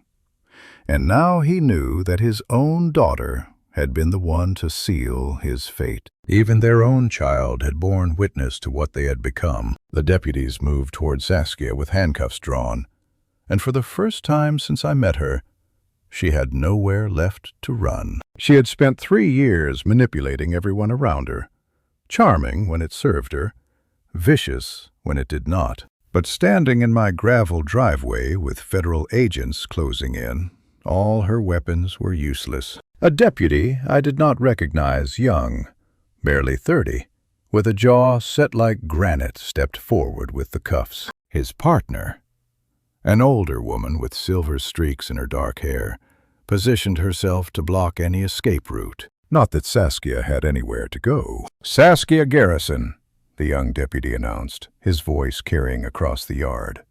"You are under arrest for wire fraud, identity theft, elder abuse, and conspiracy to commit document forgery. You have the right to remain silent. Anything you say can and will be used against you in a court of law." Saskia's face twisted. The mask she had worn for years, the dutiful daughter-in-law, the caring mother, the devoted wife, cracked completely. Underneath was something feral and desperate. "This is not over, Vernon," She spat the words in my direction as the deputy secured her wrists behind her back. "You think you won? I will destroy you from prison. I will make sure Ivy never speaks to you again. I will." "You already tried to destroy me, Saskia." My voice came out steady, almost bored. "You failed." Watching her scream through the October air was like watching a wasp trapped in a jar. All that venom, and nowhere left to sting. She thrashed against the deputy's grip, her designer coat catching on the handcuffs, her carefully styled hair falling across her face in tangled strands. The female deputy opened the back door of the patrol car. Saskia dug her heels into the gravel, trying to resist, but it was pointless. 2 federal agents had joined the deputies now, forming a wall of authority she could not breach. "You cannot do this to me," she screamed. "I have rights. I want my lawyer. I want—" They guided her into the back seat with practiced efficiency. Not rough, but firm. Professional. They had done this before, probably dozens of times. To them. Saskia was just another criminal, another case file, another name on a docket. To me, she was the end of everything my son had become. The door slammed shut. The sound echoed across the ranch like a gunshot. Through the window, I could see Saskia still screaming. Her mouth moved rapidly, forming words I could no longer hear. Threats, probably. Promises of revenge. More lies about how this was all a misunderstanding. How she was the victim. How everyone else was to blame. The glass muffled everything. For the first time in 3 years, I could not hear her voice. What do you feel when the person who tried to destroy you finally faces justice? I had expected relief. Some sense of victory, maybe. The satisfaction of watching karma deliver what was owed. I felt only tired. Curtis appeared beside me. He had been standing back during the arrest, letting the law do its work without interference. Now he put a hand on my shoulder, his grip warm against the October cold. "It is done, Vernon," he said quietly. "Eleanor would be proud of how you handled this." I shook my head. The mention of my wife's name brought a pain I had not expected. Eleanor had loved Corbin more than anything in this world. She had believed in him even when I had doubts. She would have fought to save him until her last breath. "Eleanor would be heartbroken," I said. "She loved that boy. She just loved this land more." The wind picked up, carrying the smell of distant snow from the mountains. Winter was coming early this year. I could taste it in the air, that sharp, metallic bite that meant the seasons were changing, whether we were ready or not. "Sometimes protecting what matters means accepting what hurts," Curtis said. I watched the patrol car sit in my driveway, engine running. Saskia's face visible through the rear window. She had stopped screaming now. Her expression had shifted to something else. Calculation, maybe. Already planning her next move. Already thinking about appeals and deals and ways to spin this in her favor. 3 years she had been part of our family. 3 years of Sunday dinners and Christmas mornings and birthday parties where she smiled and laughed and pretended to care. 3 years of planning to steal everything my wife and I had built together. And now a patrol car was taking her away. The driver put the vehicle in gear. Gravel crunched under the tires as they began to move. Slowly at first, then picking up speed as they headed down the long driveway toward the main road. Saskia's face pressed against the window. Her mouth was moving again, forming words I could not hear, would not hear, refused to hear anymore. Threats that meant nothing now. Promises of destruction that would never come. I did not wave. I did not react at all. The patrol car reached the end of the driveway and turned onto the county road. Within seconds, it disappeared behind a stand of aspens, the gold leaves swallowing it whole. The patrol car door had closed. So had her chapter of our lives. But there was still one more person I needed to face. 3 months after the arrests, I sat on Eleanor's porch, watching the first snow of the new year fall on land that was still ours. The confrontation I had expected with Corbin that October day never happened. The federal agents loaded him into a separate vehicle before I could say another word. He had not looked back, had not called, had not written. 3 months of silence from the son I had raised for 43 years. Curtis called last week with updates. His voice had that careful tone lawyers use when delivering news no one wants to hear. Saskia took a plea deal, he said. 8 to 15 years, federal facility in Colorado. The gambling debts came out in discovery. I had not known about the gambling. None of us had. How much? I asked. $180,000. To people who do not forgive. The prosecution used it to establish motive, show why she was so desperate to get her hands on your money. $180,000 in gambling debts. That was why she had pushed so hard. That was why every scheme had escalated so quickly. She was not just greedy. She was running from people who would hurt her if she did not pay. 8 to 15 years. She would be 60 when she got out. If she survived the people she owed money to, federal prison offered some protection. But debts like that did not disappear. They waited. And Corbin, I asked. Curtis paused. That pause said everything. Disbarred, he finally said. The state bar moved fast once the federal charges became public. Bankrupt, too. Chapter 7. Total liquidation. Where is he living? Kansas City. Studio apartment in a building I would not let my dog sleep in. He is working nights at a distribution warehouse. $11 an hour. I closed my eyes.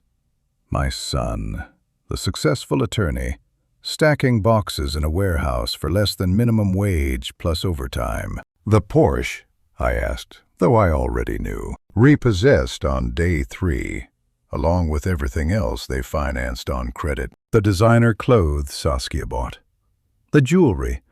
The luggage, all sold at consignment for pennies on the dollar. Corbin went from corner office to warehouse floor in 90 days. That is the speed of gravity when you build your life on stolen ground. Everything he had was borrowed against money he never earned.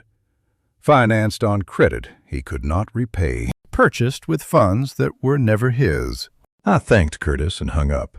Then I sat on Eleanor's porch for a long time, watching the snow fall on the mountains she had loved. The ranch was quiet now. Ivy was living with Eleanor's sister in Billings, enrolled in a good school, seeing a therapist twice a week. She had not asked about her parents. Not once.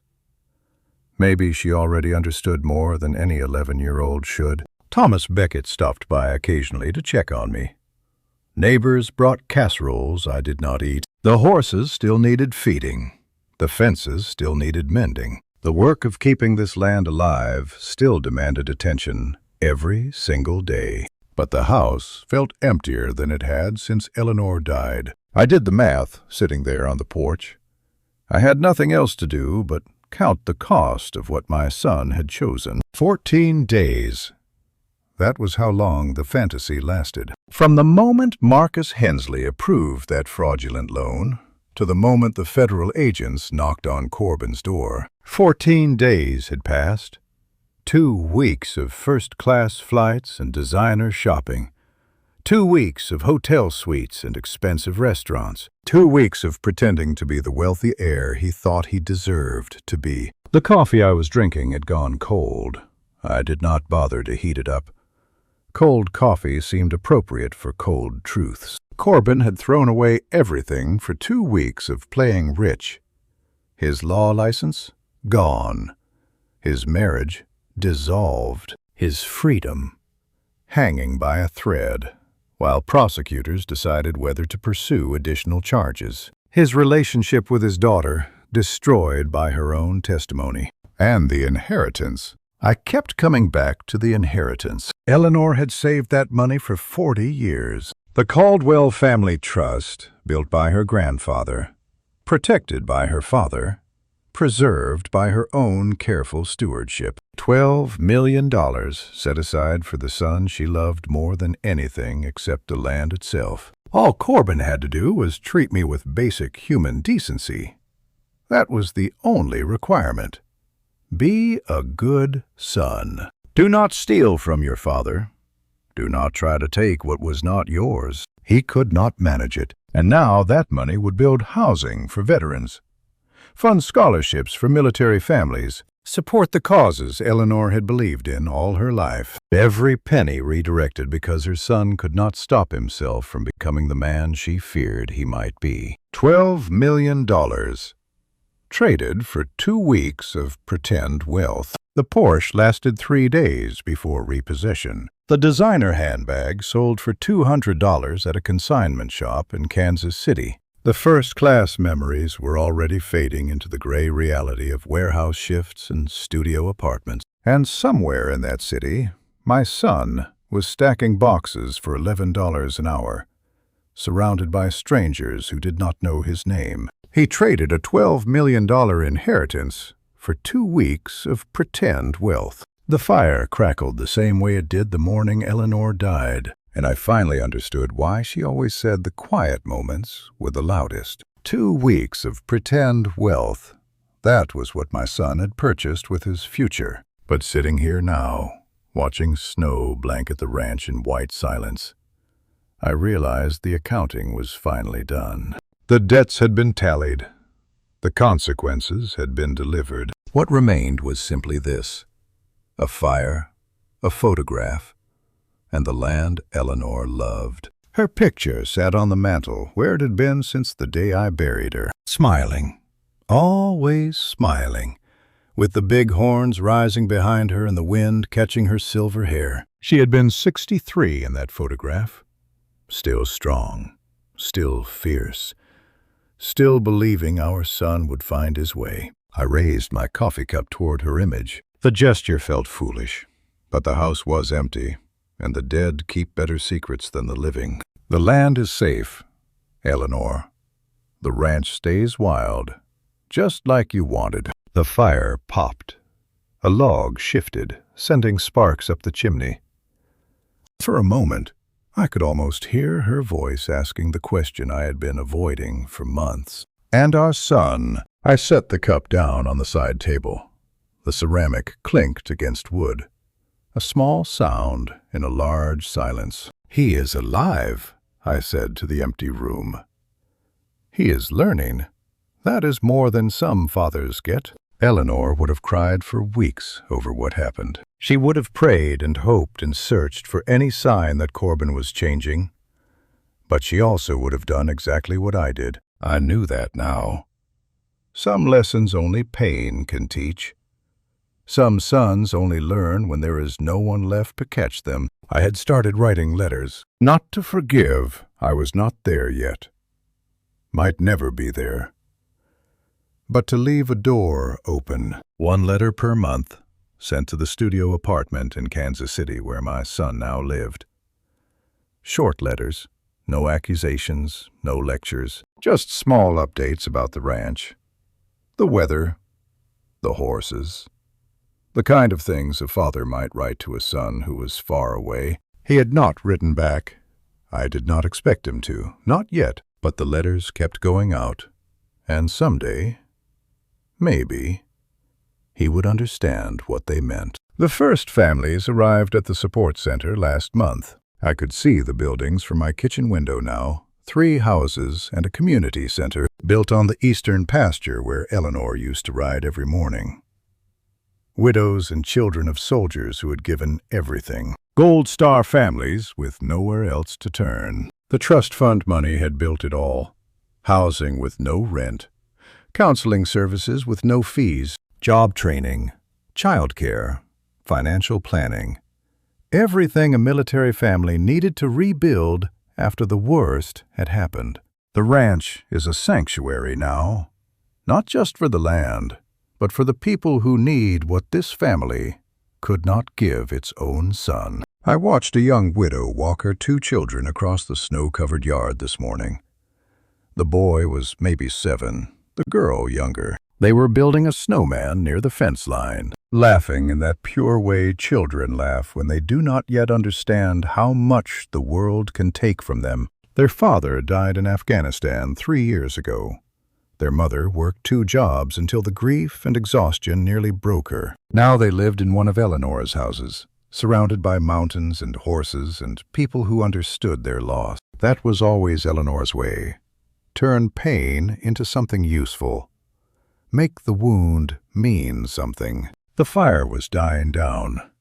I should add another log, but the warmth felt right like this, gentle, fading, honest. I learned something these past months. Something the Marines never taught me. Something 47 years of marriage only hinted at. Protecting someone and enabling them look exactly the same from the outside. The same gestures, the same sacrifices, the same sleepless nights worrying about their future. The difference is whether you are saving them from consequences or from growth. I could not save my son from himself. No father can. But I could save everything his mother built. I could protect the land she loved and the legacy she created. And maybe, someday, Corbin will understand why. If you have ever had to choose between saving someone you love and letting them face the truth, you know this weight. It never fully lifts. The guilt whispers in quiet moments. The doubt creeps in at 3 in the morning when sleep will not come. You question every decision, replay every conversation, wonder if there was something else you could have said. But it does become bearable. Not lighter bearable. There is a difference. The snow kept falling outside the window. Somewhere in Kansas City, my son was learning whether he had the strength to rebuild himself from nothing. Somewhere in Billings, my granddaughter was learning that courage sometimes means telling the truth, even when it hurts. And here, on this land that 4 generations of garrisons had protected, I was learning that love does not always look like rescue. Sometimes it looks like stepping back. Sometimes it looks like letting go. Discipline taught me to fight. This pain taught me what love truly costs. And to you listening to my story, remember this. I spent 43 years believing that protecting my son meant shielding him from every consequence.